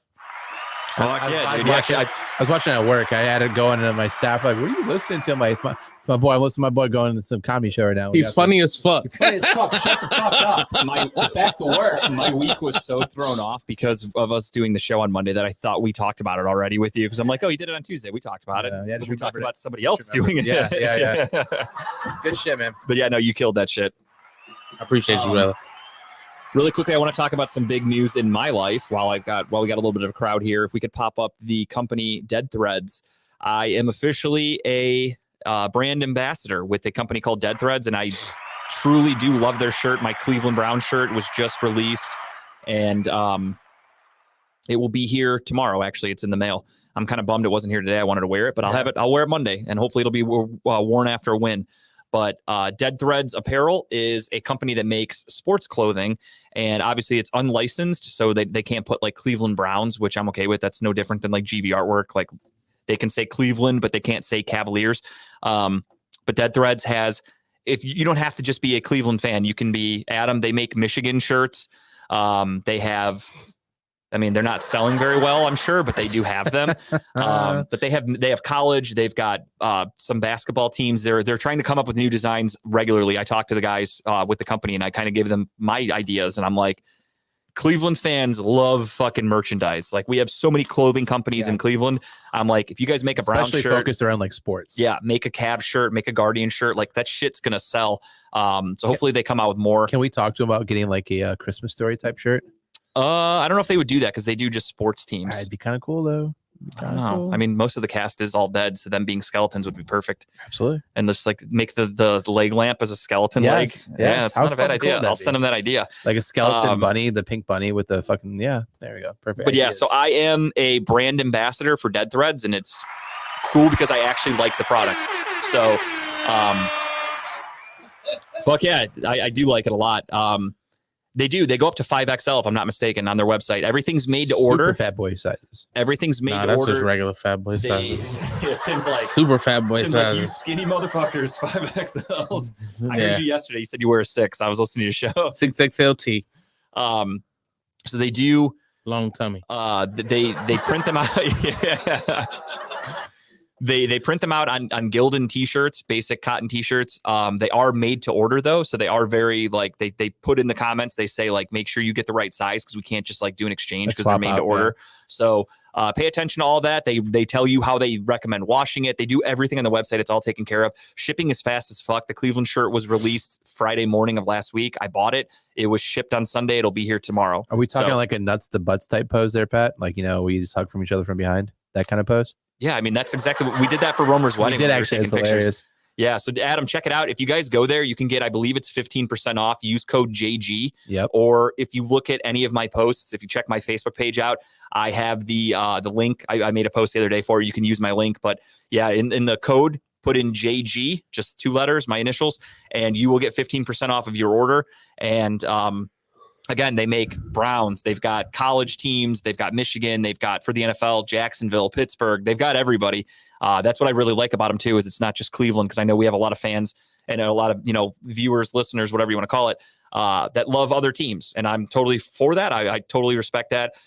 Many moons ago when I was in high school and shit, I wore jerseys all the time, and it was not just Cleveland. I would wear I wore Donovan McNabb. I love fucking Kevin Garnett, Allen Iverson, Jordan. Like I would love wear fucking jerseys. Kevin Garnett. That's I great. love fucking Kevin Garnett and his fucking tight asshole.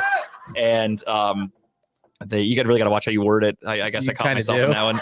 But they make a ton of teams, and again, we have a pretty broad fan base, and I love that. So they have a Michigan shirt where it's got a skeleton holding like a bunch of I don't have the link on me. I don't know how to put it in the comments. If somebody could do that, that would be great. But again, if you just go to look up Dead Threads Apparel, I posted on my Facebook page.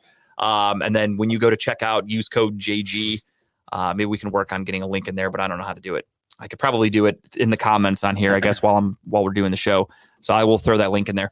But check it out. It's really cool shit. Next week, we'll post some pictures of the shirts, and I'll be wearing my Cleveland Brown shirt on Monday. It's got Myles Garrett as a skeleton holding a leash with like 4 cool looking dogs, or 3 or 4. It's actually three cool looking dogs, and it says Cleveland in the background. It's a cool looking shirt. I really do like it. And if I wasn't affiliated with them, I would buy it anyway. That's how cool the shirt looks. So awesome. Check them out. Speaking of Michigan, Kyle, this is your time. Kyle He gave me the floor when I wanted to roast Browns fans for a little bit. So I am going to give him the floor to work through the Michigan saga. I'll chime in every once in a while. There you go. Thanks, Pat. Thank you, Pat. I was gonna post that too here, so that works. Thanks, man. It's just we have to talk about the Michigan thing, and that the picture, by the way, that you chose is fucking hilarious. I just looked up Jim Harbaugh, and that just happened to come up. What's the problem with it? He's the dude behind him, like checking his ass out. Like, those are nice khakis. And he's looking at. He's like, did that guy shit himself? Why are there brown stains back there? Like, I see my reflection off that white body of his. Look how white he is. So obviously we know that Michigan's had some scandals this year. We know that Harbaugh was suspended for 2 games or something like that. Something like that. Not enough. Recruiting issues. And then all of a sudden, middle of October, we had another scenario pop up of potential sign stealing. And I actually broke it down because I told Adam I'm bringing the facts today. I went through a timeline of the events up till now. I will say that no one's gotten in trouble yet. Big Ten has not come down on them yet. There's been no sanctions made yet, but this is just a timeline of events. Make of it what you will, and make your own judge. Usually where there's smoke, there's fire. But October 19th is when Yahoo Sports is the original people who broke the news that they had some evidence that there was some sign stealing going on by Michigan, and they had some proof, and they were going to release everything when they could. Of course, that same day they go to Harbaugh, and Harbaugh denies it. Didn't know what you're talking about. What's going on? Surprisingly, the next day, October 20th, Michigan suspends, or I think removes, Connor, is it Stallions or whatever his name is? The person who supposedly is allegedly the one that was doing all this sign stealing, right? So he was released day after this allegation came out. Boom, they got rid of him. October 23rd, evidence was leaked or whatever, put out there that Connor bought tickets to more than 30 Big Ten games, Big Ten games, where he supposedly either himself or some others were down there watching, recording, so on and so forth. A little weird, right? October 25th, the Washington Post then claims that they have evidence that they know that there's evidence on the computers that are actually within Michigan's coach's area, right? I feel like we're in a courtroom right now, and you're like, yes, on October 13th. Yes. I'm giving the facts. I'm going through a timeline here. I'm gonna law and order, baby. At the end of it, I'm gonna let everyone else be the judge of their own, right? This is just stating the facts. I'm not nothing here. Can I interject really quick off topic? Yes. This is a formal complaint to Dave. Not a complaint, a formal request. Can we get another table in here? Because this one's creaky as fuck, and I hate hearing it every time I put my arms on the fucking table. It's not good for a radio show, in my opinion. I feel like that's a fair statement. I knew this was going to bring out the people pissed off. Here's where we got people Michigan fans.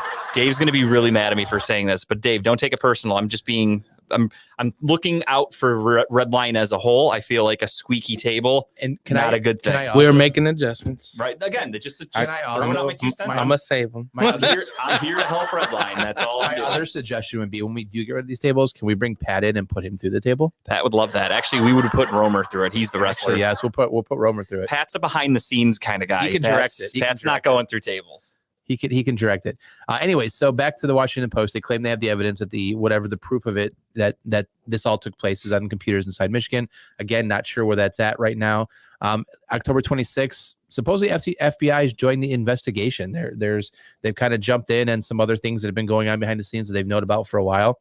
Same day on October 26th, TCU, who we all know Michigan played last year in the playoff game, came out and said they knew about it. They knew that certain plays would be called. Yes, I agree. Didn't matter. Yeah, well, of course. They said that they actually had special packages put in there because they knew about it ahead of time, that they had a second play already called up on certain plays when they would call up and they'd see the adjustments they made. They went to another play. So to Bruiser's point really quick in the comments there. I'm honestly asking because I don't really follow. I haven't followed the story. I'm just kind of waiting for a punishment to come down. Is it illegal for them to have people scouting other games, or like what's the issue with it? Don P, what's up, dude? The thing is that you're not. It's one thing to be a scout. Right, don't get me wrong. Having the guy, hiding on the sideline with fake credentials is it's a no-no. Yes. I get that, but him saying that Urban Meyer said they have scouts, I assume every team sends scouts. Absolutely. That's why I respect the fuck out of Pat. We're gonna pound happy dads like Stone Cold style, and then Pat's going through a table because hey, you heard it. He ain't no bitch. Yeah, absolutely. I don't, like I said, it's one thing to have scouts, but it's a whole different thing to kind of go in the depth that you're doing it now to where you're literally getting it verbatim what their plays are going to be. And that you have a whole different playbook ready to go for your team. Right. And then to go to the depths that this guy put in, because again, on October 27th here, I guess a former D3 player on record to ESPN said that he got money and Michigan tickets to go record upcoming opponents. Like he got paid money to go to these games and free tickets to these games to record the opponents before Michigan even got to them. That'll happen. And then obviously what came out yesterday was the Central Michigan, there's pictures of a guy on the sideline. We had that picture up there on the sideline of a guy who looks just like this guy for Central Michigan on their side of the field in their credentials, their outfit, their uniform, basically looking at the plays, looking at the playbook, and looking at the plays they were calling. And the other thing that just came out today too is now the fact that other teams have come forth and said, we sometimes have to be quiet around Michigan's ball boys, the ones they have on the sideline, because they have picked up on the plays. They're stealing information, they're translating back to the Michigan sideline. I just saw Pat's comment where he said he looks like the guy from the movie Powder in the picture. I just saw that's funny as fuck. So here's the thing. Nothing's come out yet. Nothing's been thrown down, I'm sure, but each single day, every single day, more and more come out. More and more things come out about this. I'm just curious what the tip of the iceberg is. What is the creme de la creme? What's the thing that's going to get released that's just going to fucking sink them? Yeah, I mean, it's getting to the point where it's weird because, again, I say this all the time and I'm honest about it. I follow college football strictly for scouting purposes. Yeah. I watch just to look who's coming into the NFL next year. That's all I'm watching for. I like Ohio State. Sure, if they beat Michigan, cool, but it doesn't ruin my day. Like the last couple seasons where Michigan's beaten them, the game ends and I'm just kind of like, all right, what are we doing the rest of the day? It doesn't bother me. Adam, I don't think this kid acted alone though. There had to be something or someone behind the scenes in Michigan that's like, hey, let's start doing this. And you know what? It's like you're a patsy. You'll take the fall if you get caught. Yeah, I kind of find it hard to believe that a kid's just going to be like, you know what? I'm going to do this for my city. I love Michigan so much. I love the Wolverines. I'm doing this for my team. There's more to it. Where there's smoke, there's fire. There's more behind the story.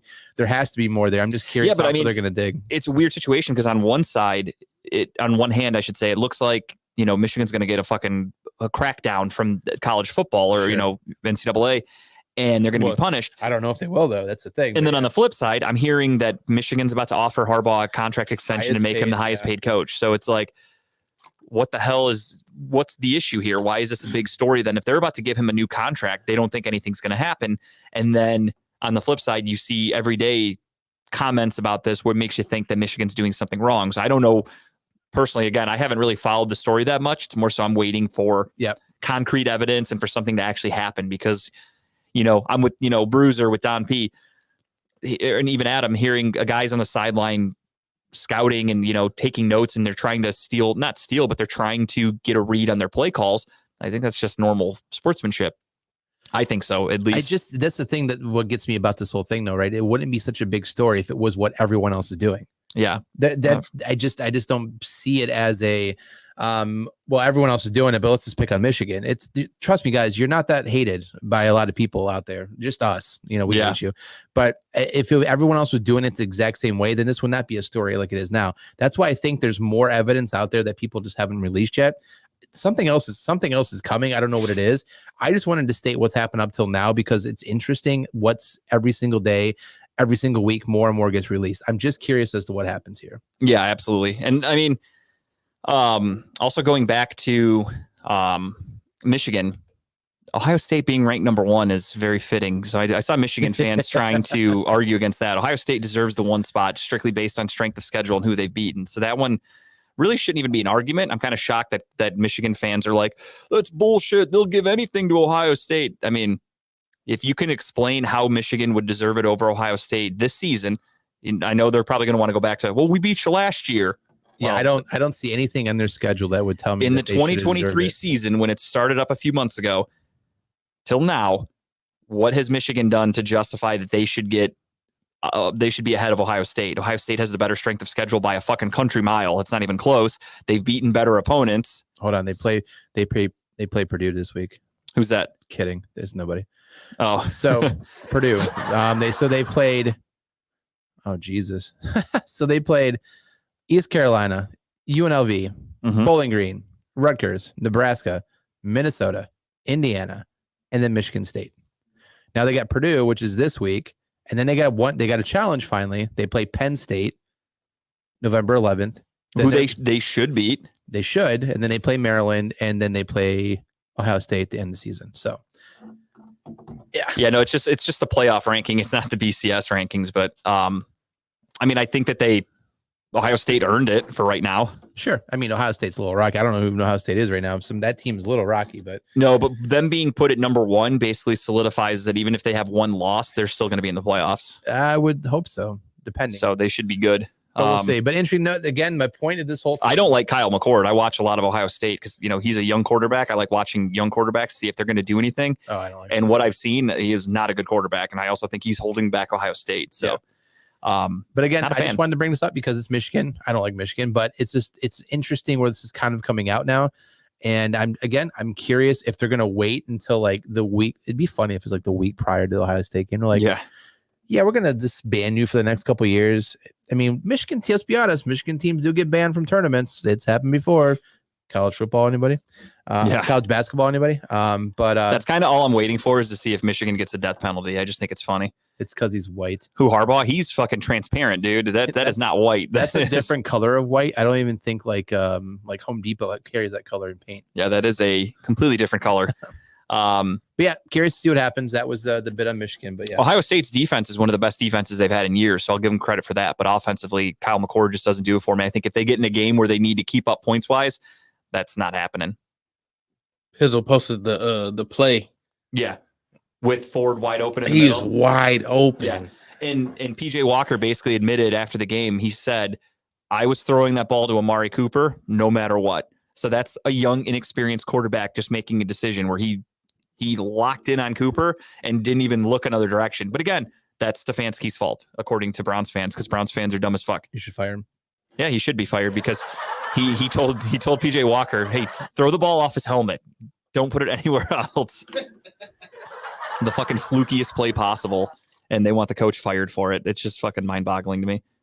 And then, of course, we won the Niners game because the field goal got missed by 6 inches. So they say, we're 6 inches away from being 1-2 in these last 3 games, and then the refs helped us. So that's why we should be 0-3. So hearing Browns fans argue why we should have more losses is a new low for me that I've never experienced. And I saw a guy's tweet earlier today, and it was so fucking fitting. He said, Browns fans love misery so much they don't know how to handle when the team's actually okay. So all they know is pain. So they want us to lose so then they can go, oh, okay, all is right. All is right with the world. Yeah, defending national champs, but half their team left in the draft. Same with Ohio State. Ohio State was the better team against Georgia. We just missed the field goal at the end. CJ Stroud's not even on the team anymore. You can't base this year's playoff rankings off of what happened in 2022, in my opinion, Bruiser. Georgia's played UT Martin, Ball State, South Carolina, UAB, Auburn, Kentucky, Vanderbilt. And struggled in a lot of games. Struggled against Vanderbilt, struggled against Auburn as well. So, I mean, it's not like you're blowing these teams out. They do have a challenge this week to play Missouri this week, to play Mississippi next week, Tennessee the week after. So, I mean, I can see why they just put them out there as strength of schedule. Strictly based off strength of schedule. I mean, Ohio State went in and beat at the time, I think, what was Notre Dame 7th, 6th at the time? Yeah.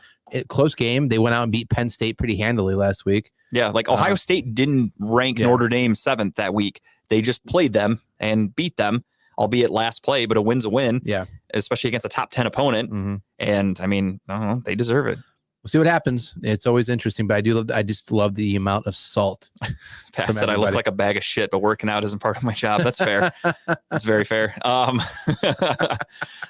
no, Don P, I'm with you, dude. Cleveland sports fans, they're just fucking negative. And again, as I said, initially it's laziness nowadays for fans that they just, when they're mad, they just want everyone fired. They don't know how to react and like how to break down a game and go, okay, this play didn't work, but here's, it could have worked if they did this. It just turns into fire him. Fire Stefanski. He's cost us so many games is like their new thing. I don't understand that. Kevin Stefanski is the reason we didn't have a complete failure season last year because he got the absolute best out of Jacoby Brissett. And that's the other funny thing. If Kevin Stefanski is so fucking bad, why do all you dumb fans, why did you want to trade for Jacoby Brissett yesterday?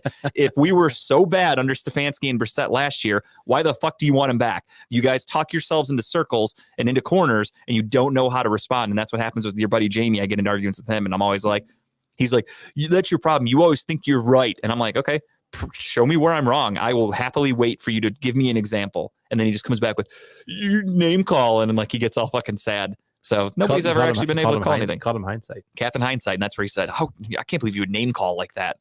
Like, that's the fucking one that got you. That's the one that did you in. Without further ado, though, we'll really quickly talk about the Cavs. The Cavs are 1-3, and they're not looking good. Injuries, we talked about a little bit. Horrible.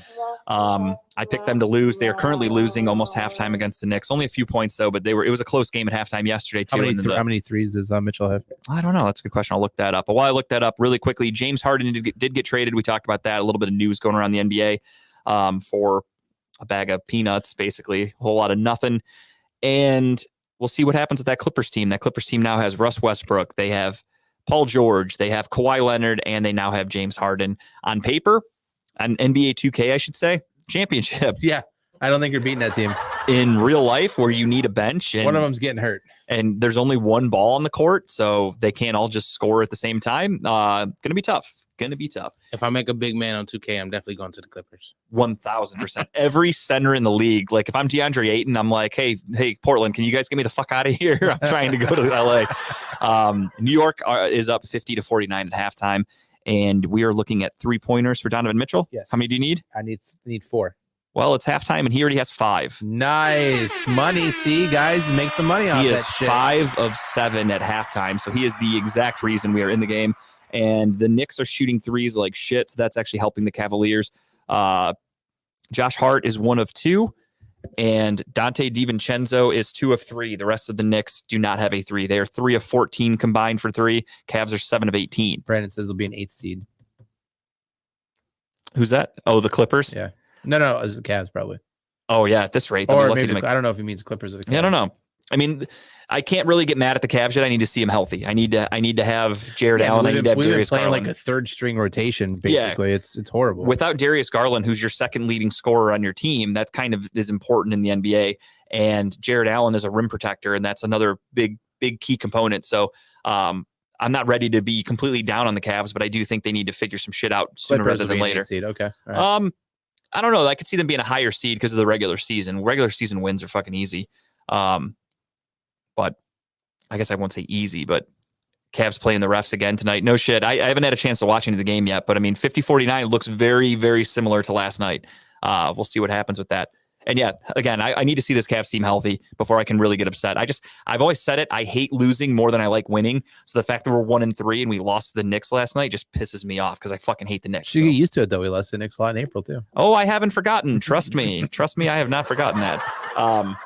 But with that all being said, let's quickly get into our Week 9 picks. We'll blow through this, and then we will get into the Browns and Cardinals preview. So let's do it. We'll start with Thursday Night Football. We're going around the horn here with the boys.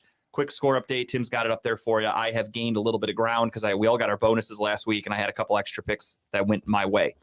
Did I already say the score before we started? No. Or that was off there? Off air. So this week I went 13-4 with my bonus point. Kyle went 12-5 with a bonus point, and Tim went 10-7 with a bonus point. So a good week for all of us. I don't know if it was good for me.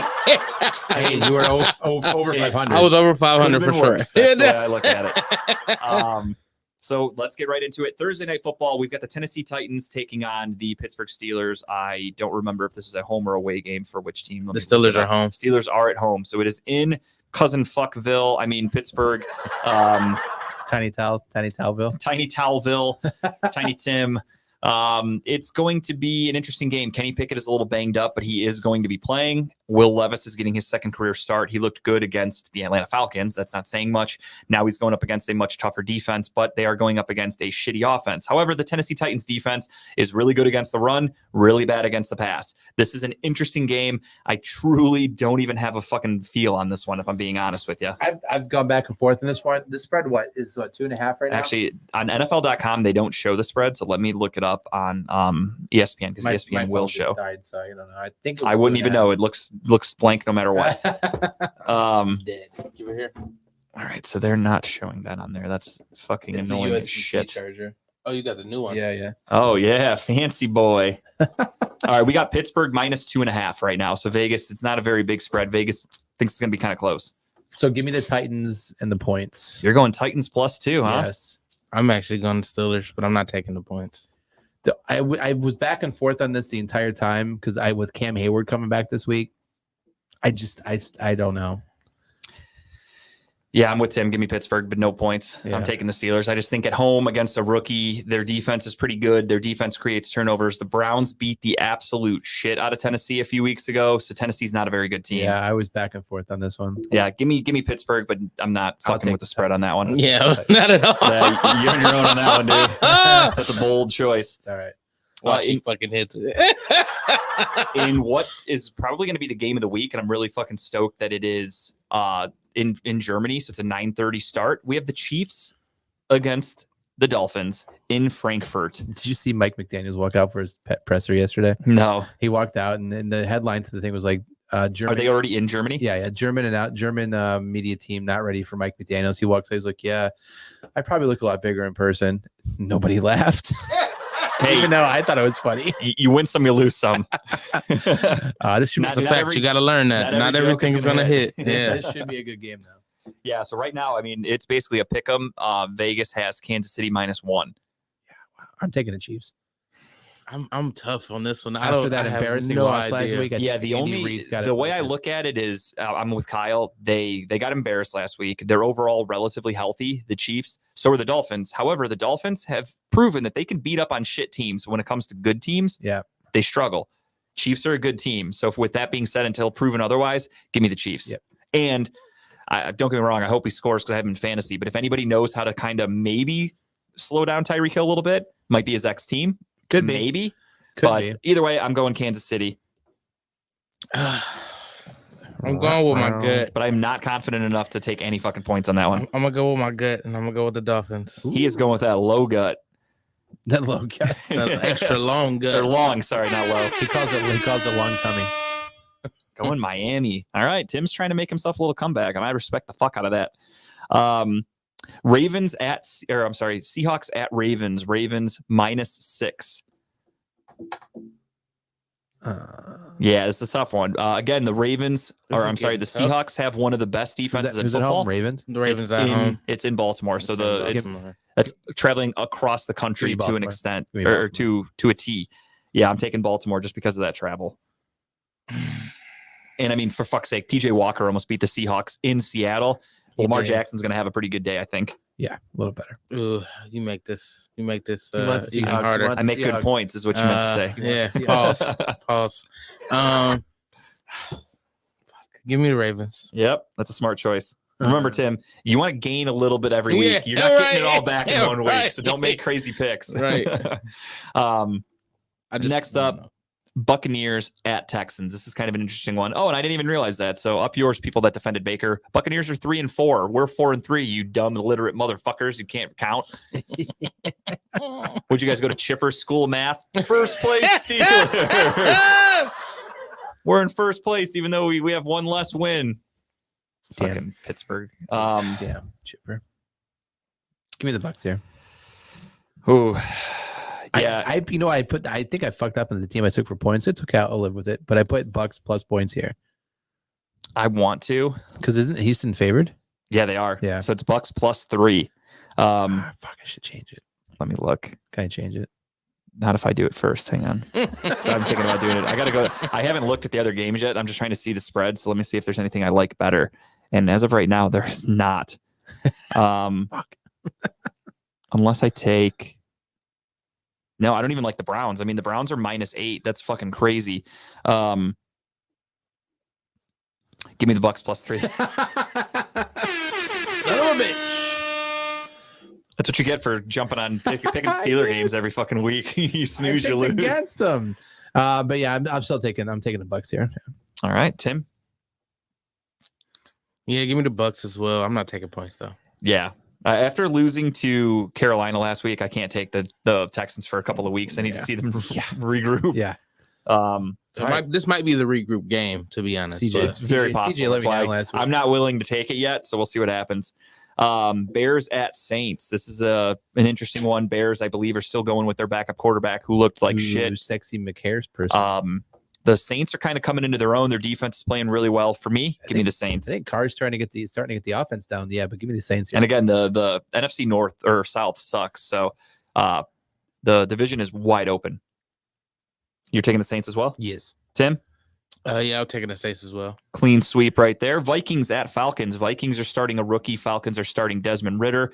With that being said, they're starting Tyler Henneke. With that being said, give me the Falcons.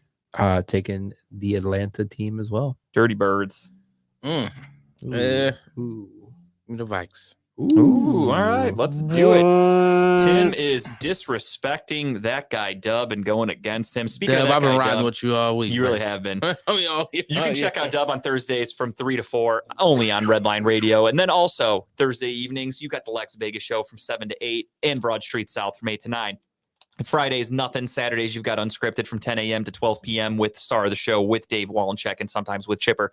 You've got Too Much Information from 5 to 8 and Comedies and Cocktails with Jen from 8:30 to 9:30. On Sundays, the lone show of the day, the Steel City Running Lates from 10 a.m. till 12 p.m. Is it p.m.? Yeah, till 12 p.m. noon. Nothing on Monday. Wednesdays, you've got, of course, our boy Tim Buck Tuesday. Check him out every fucking week. We love it. Live on location with Gary Wenner from 6 to 10, Spinning the Tunes, Redline Radio, LLC exclusive, and Broad Street South. Wednesdays, of course, you've got Talking About Balls, and there are some rumors.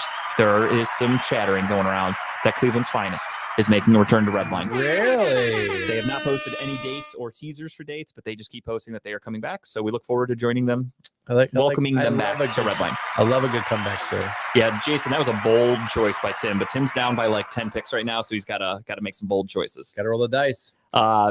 Next up, Rams at Packers. Jordan Love taking on whoever the fuck the Rams are going to be putting out there, and I don't even know who it's going to be. I'm taking the Packers here. This is tough. This is kind of tough because the Packers have looked like complete shit, and the Rams, even without Stafford, I trust a guy like Sean McVay to. They have a decent defense. They got Aaron Donald, and then you've got Tutu Atwell. You've got Puka Nacua. I love those names. You've got they have some funny ass names. Tutu and Puka. And then you've got Cooper Kupp, obviously. So they've got a pretty decent team on offense. I really don't know who I like here. Give me the Rams. Give me the Rams. Pulling away. You actually lost ground last week, but I digress. Commanders at Patriots. Listen New England. here, Mr. Hindsight, calm down. New England. I mean, that's just science. I did gain a game. I'm telling you the truth. Commanders are expected to lose. It is New England -3.5. So the Commanders had a fire sale. Their defensive line is completely depleted. Sam Howell has looked really up and down, and I don't know. This game's tough. I'm going to let somebody else go first. So I'll be honest. I have the Commanders written down, but I'm like questioning myself right now. The way he's taking sacks makes me think that like Bill Belichick is going to have a fucking field day getting to him first. Yeah, Tim's starting off. I'm taking my name this week. The namesake. Okay. The Patriots played the Dolphins kind of well last week. Yeah, Howell played really well against the Eagles, but I don't know. I just don't know what to make of the Commanders. They're fucking Jekyll and Hyde. The one week I told my buddy to bet the house on them to beat the Bears, they looked fucking awful and they got embarrassed. Yeah. So I don't know. I don't know what to make. Give of me the them. Commanders here. Fuck it. I'll ride Washington over here. Clean sweep. Give me the Commanders as well. Right. I'm with Pat. We have Colts at Panthers Sunday afternoon, kind of a snooze fest. You've got Gardner Minshew against Bryce Young. The Colts can score. Jonathan Taylor's getting healthy. The Colts have a better Starting to defense, in warm my up a little opinion. bit, yeah. Give me the Colts. Yeah, take the Colts here too. I'd take the Colts as well.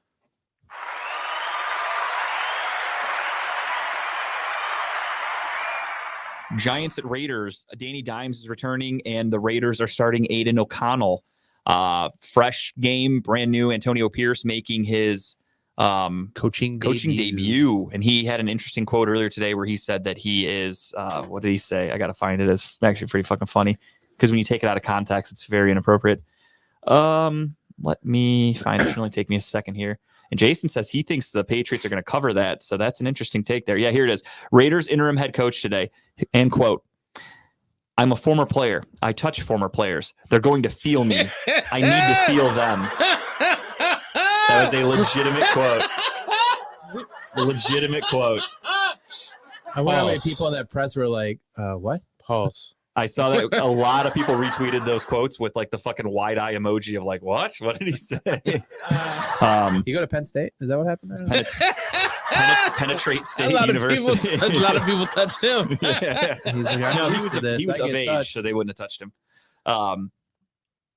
And that usually is the case too. Look at Jeff Saturday last year when Jeff Saturday came in. He won his first game, then they looked like shit right after. But like these interim coaches get these guys fired up. Aiden O'Connell might go out there and fucking he might go off. Personally, I am rolling with that theory. I am going to take the Raiders only because the Giants are getting Danny Dimes back, but they stink. The Giants are not a very good football team. They're without Darren Waller. Danny Dimes is coming back for the first time. Their offensive line hasn't been playing well. Max Crosby will probably be in the backfield making Danny Dimes' night a living hell. And like Pat said, a lot of times these interim head coaches get guys fired up for at least 1 week. So give me the Raiders. I'm actually going with the Raiders as well. The Raiders. Just win, baby. Well then, I'm taking the Giants here, sir. All right. I got some faith in the team here. Hopefully pull it off, but I'll take the Giants. His favorite head coach of the Buffalo Bills, Brian Brian Daboll, loves him.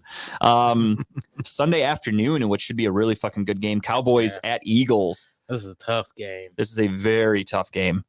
I don't think it's that tough. Cowboys. Yeah, I'm taking the Eagles here.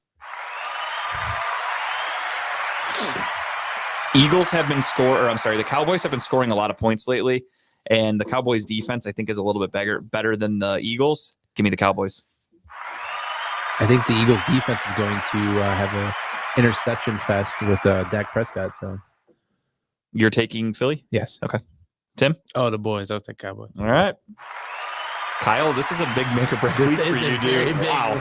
This could be a big swing. Interesting. He's been on a down spiral, too. He has. He's been. Talk shit. I've been gaining a little bit every couple of weeks. Sunday night football, what should be a fucking doozy, truthfully. Bills at Bengals. We've got the return of DeMar Hamlin's gravesite. Or wait, he was resurrected. He was resurrected. It's not he a gravesite. dies again. This is your fault.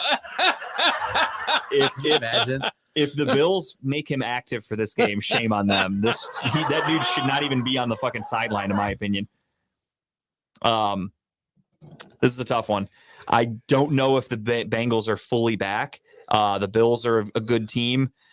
I hate the Bengals, and this is just strictly because I don't want to pick them to win a game, so I have to go with the Bills. Yeah, I'm going with the Bills here too. I still don't know what the Bengals are doing. If anything, I just got to roll with the team. I think the Bills have a better overall team, I think. I'm going with the Bills because of this, just because it is Hamlin's gravesite. They have to play for him, so Right after Halloween. Yeah. They got the tombstone in the corner. And then Monday Night Football, in what at the time when they booked this, they thought, fuck yeah, we've got Aaron Rodgers against Justin Herbert. And unfortunately, not the case. It is going to be Zach Wilson against Justin Herbert. Give me the Chargers. Yeah, I'm taking the Chargers here too. Even though Jets can be hit or miss sometimes with Their defense is great. I'll give them that. Their defense is fantastic. Yeah. I will be the first to admit that. Offensively, though, stinks. Zach Wilson is so fucking Jekyll and Hyde. Like, they should have won on Sunday easily, and they needed a legit miracle.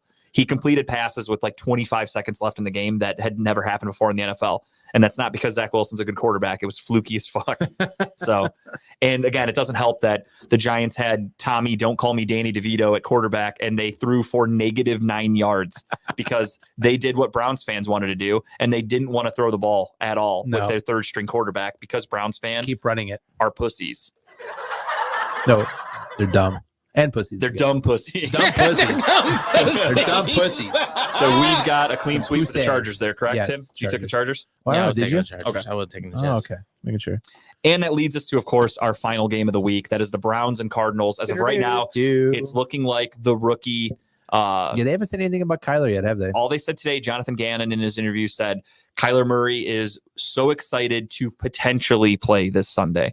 So they're still leaning that it's not happening. I don't know. Everything I've seen is Clayton Tune is going to get the start. Call of Duty 3 comes out this week. And that's the big part. That's good for the Browns. So the game planning is going to be really easy. Just yell flashbang a lot, and Kyler Murray will just drop down with like PTSD. Someone's gonna be in his stands like a flashlight and looks like a sniper. He's like, "Oh shit, down, get down, capture the flag." I mean, the Browns should win this game. The Cardinals are not a very good team. They're going through a rebuild. They're trying. They're a very good, competitive, try-hard team. With or without Watson, I think our defense should do well enough to keep us in this game. Just don't make mistakes. Don't turn the ball over. That's the Browns' biggest thing. Kevin Stefanski was very, very adamant about saying that. Okay, decent too. And it's like 60 degrees, maybe a little bit of sprinkles. Yeah. But overall, we should win. We're at home. The defense better show up. We should win this game pretty handedly. I'm taking the Browns very confidently that we're going to be sucking down some fucking buzzballs. Also, we don't have time yet. I knew what I was doing. We don't have an official time yet. We're going to hopefully do it. We're going to aim for Monday, but we're going to be doing the show on Monday again because of some scheduling conflicts. Kyle's going to Vegas. So Vegas, baby. More than likely doing the show on Monday afternoon, evening, but we're not positive on the time because Tim has a show. So once he gets that time, we're going to work the schedule. So we'll keep everybody posted, but we will be doing the show on Monday night again next week. So if you guys are interested in joining us, get your buzz balls ready. And the over under for that game, I don't know actually. On Monday, is that what you said earlier? Yeah, we're sucking on balls right after the game on Sunday. As of right now, every time we do a Monday show, we win. So it's true. 1-0, baby. Let's keep that streak going. If we get to the playoffs, we're shifting to Monday night records only. Yeah, true. Jason, I don't know the over under for total points on that one. I was going to take the Browns on the spread too. Okay. You're saying they carry that 8 points, huh? Yeah, that's a big spread, brother. I've never seen the Browns beat a team by 8 points in a long time. Doesn't happen often. Tennessee was last one. But I think we got it. Yeah, I'm taking the Browns here. I'm curious to see what the running back by committee does, if they're going to favor more Strong again, because I think he did well, or is Ford back to, is his ankle okay? I mean, he played last week. I would say he's okay. Might be on a little bit of a snap count. And Jason, the over under is 37.5 right now on DraftKings. Interesting. Actually, I could hang on. Let me use my fancy bet stamp. Stamp's going to tell me the best odds for that. Let me look that up really quick. But you know what I can't wait for though is Monday morning when we go back, talk about every single play that we should have done instead of what we did do.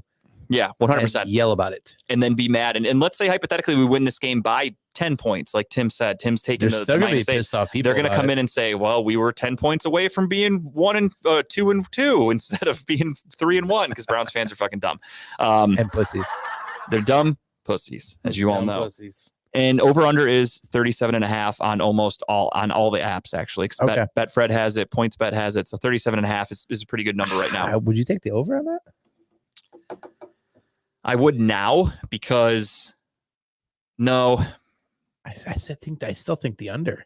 No, yeah. Our offense doesn't score a ton of points with PJ Walker. So unless we have a bunch of turnovers, the only thing though is I would take the over. I would throw a little bit on there to kind of hedge my bet because either A, defensively, we have a fucking big game, or Kyler Murray plays, and Kyler Murray can score. Kyler Murray at one point was an MVP candidate. He can't stay healthy. He has a bunch of issues like that. Don't get me wrong. But if Kyler Murray comes out there, our defense, I love them, but our defenses look like shit the last couple of weeks. They're also not very good against mobile quarterbacks. No, they are not. Gardner Minshew, Lamar Jackson, torch them with their feet. Yeah, that's true. What's Kyler Murray do best? Torch runs. Plays video games. Well, that too. I didn't say. I don't know if he's good at it though. I said, what does he do best? I don't know if he's any good. He's good at the tech slide. Yeah, he's good at that shit. So I don't know what to make of it. I would say take a little bit on the over right now just for fun, because in case Kyler Murray plays. But if Kyler Murray doesn't play, I think the over would be the play. I don't think their offense is going to do much with Clayton Tune. They don't have Jonathan Taylor. They don't have any good weapons on offense, and they're going in with a rookie. And then our defense should be able to shut them down. And we don't score a lot of points with our offense as of right now. So, the game is strictly in the hands of the defense, in my opinion, on Sunday. That's what we need most. Again, Deshaun Watson practiced a little bit today. I don't think it's enough right now to where I'm confident that he's going to be playing. Got zip on the ball, man. Zip. I think if anything, they go, okay, he's making good progress. Let's sit him one more week, and then he's going to be good to go against. I think it depends on if Kyler plays or not. For some reason, I feel like if he does play, they're going to play Watson. Yeah, I just hope they don't force him out there I know. and fuck it up. But hey, we'll see. I mean, that'll just give more ammo for Browns fans to want to fire Stefanski. Either way, we'll see what happens. Go Browns. Yeah, absolutely. Go Browns. And let's get into just the tip. Tim, start us off as always, my friend. Well, you know what I'm coming with. I got a hunch. It's a comedy show. And it's not the one Monday because I don't have that flyer yet. Yeah, we don't even know what time it is yet. Right. But it is the one I'm doing later that week. And that is a comedy show on 55th. It's Jazzin Presents Stand-Up Comedy, November 11th. It's put on by Key Silly. She is a special guest. Myself, Tyrone Gaines, Ulysses, and Red Lines Radio. Right. Red Lines Radio on Gen. $20 tickets, but there will be free food and free parking. Fuck yeah, dude. What kind of food? What kind of spread we got? I have no idea. I'm just reading the poster. Where's it at? It is at 2234 East 55th Street. It's the good side of 55th, so you will be safe. But I think it'll be a good time. There's great comedians on here, man. All these are basically my comedy family. And anytime we do a show together, it's always a great time. I'm gonna come with some new stuff, some stuff I've been working on. I might even debut at that date. I don't even know. But it definitely will be fun. You definitely will have a good time. You definitely will laugh. As far as the food, I hope it's good. So can't vouch for that yet. I can't vouch for it just yet, but just come on out. High expectations. I like Absolutely. it. Fuck yeah, go check that out on November 11th. November 11th. Check it out. Oh, my bad. I'm trying to get this. You're good. Get this up. Just put my tip up. Just a tip. Small. It's tiny. It's up there somewhere. My tip of the week is a show on Netflix. It is a 3-part show. It's called Get Gotti. Obviously, we know who John Gotti is, a notorious gangsta, mobster back over in New York back in the day. So basically, he was the Godfather. He at one was point. the Godfather. He was a what do you call him? Teflon Don. Teflon Don. He was Dapper the Don, head of the La Costa Nostra. Dapper after Don. Paul Castellano got whacked. Yes, Because of John Gotti. Yes, yeah. And that steakhouse is still there too. It's crazy. Yeah, it's crazy. So I everyone knows who Gotti is or heard of Gotti, right? This really goes down in like kind of chronological events of, him killing or with him, the person getting killed, him moving into power, how he basically beat 3 pretty big court hearings, and then the 4th one got him. But how the local crime unit and how the FBI, they weren't working together, which was funny to me watching that, like how they were just competing against each other. It was a dick measuring contest. To get the headlines, who can get, and like the one got inside there and got to get inside information. The FBI had horrible fucking inside information. So it was a back and forth, but it's very interesting. It's a quick watch. It's 3 hours, 3 episodes. But it is interesting how it all came together at the end and how they bugged the mom's parking lot. And that line that he said, he's like, yeah.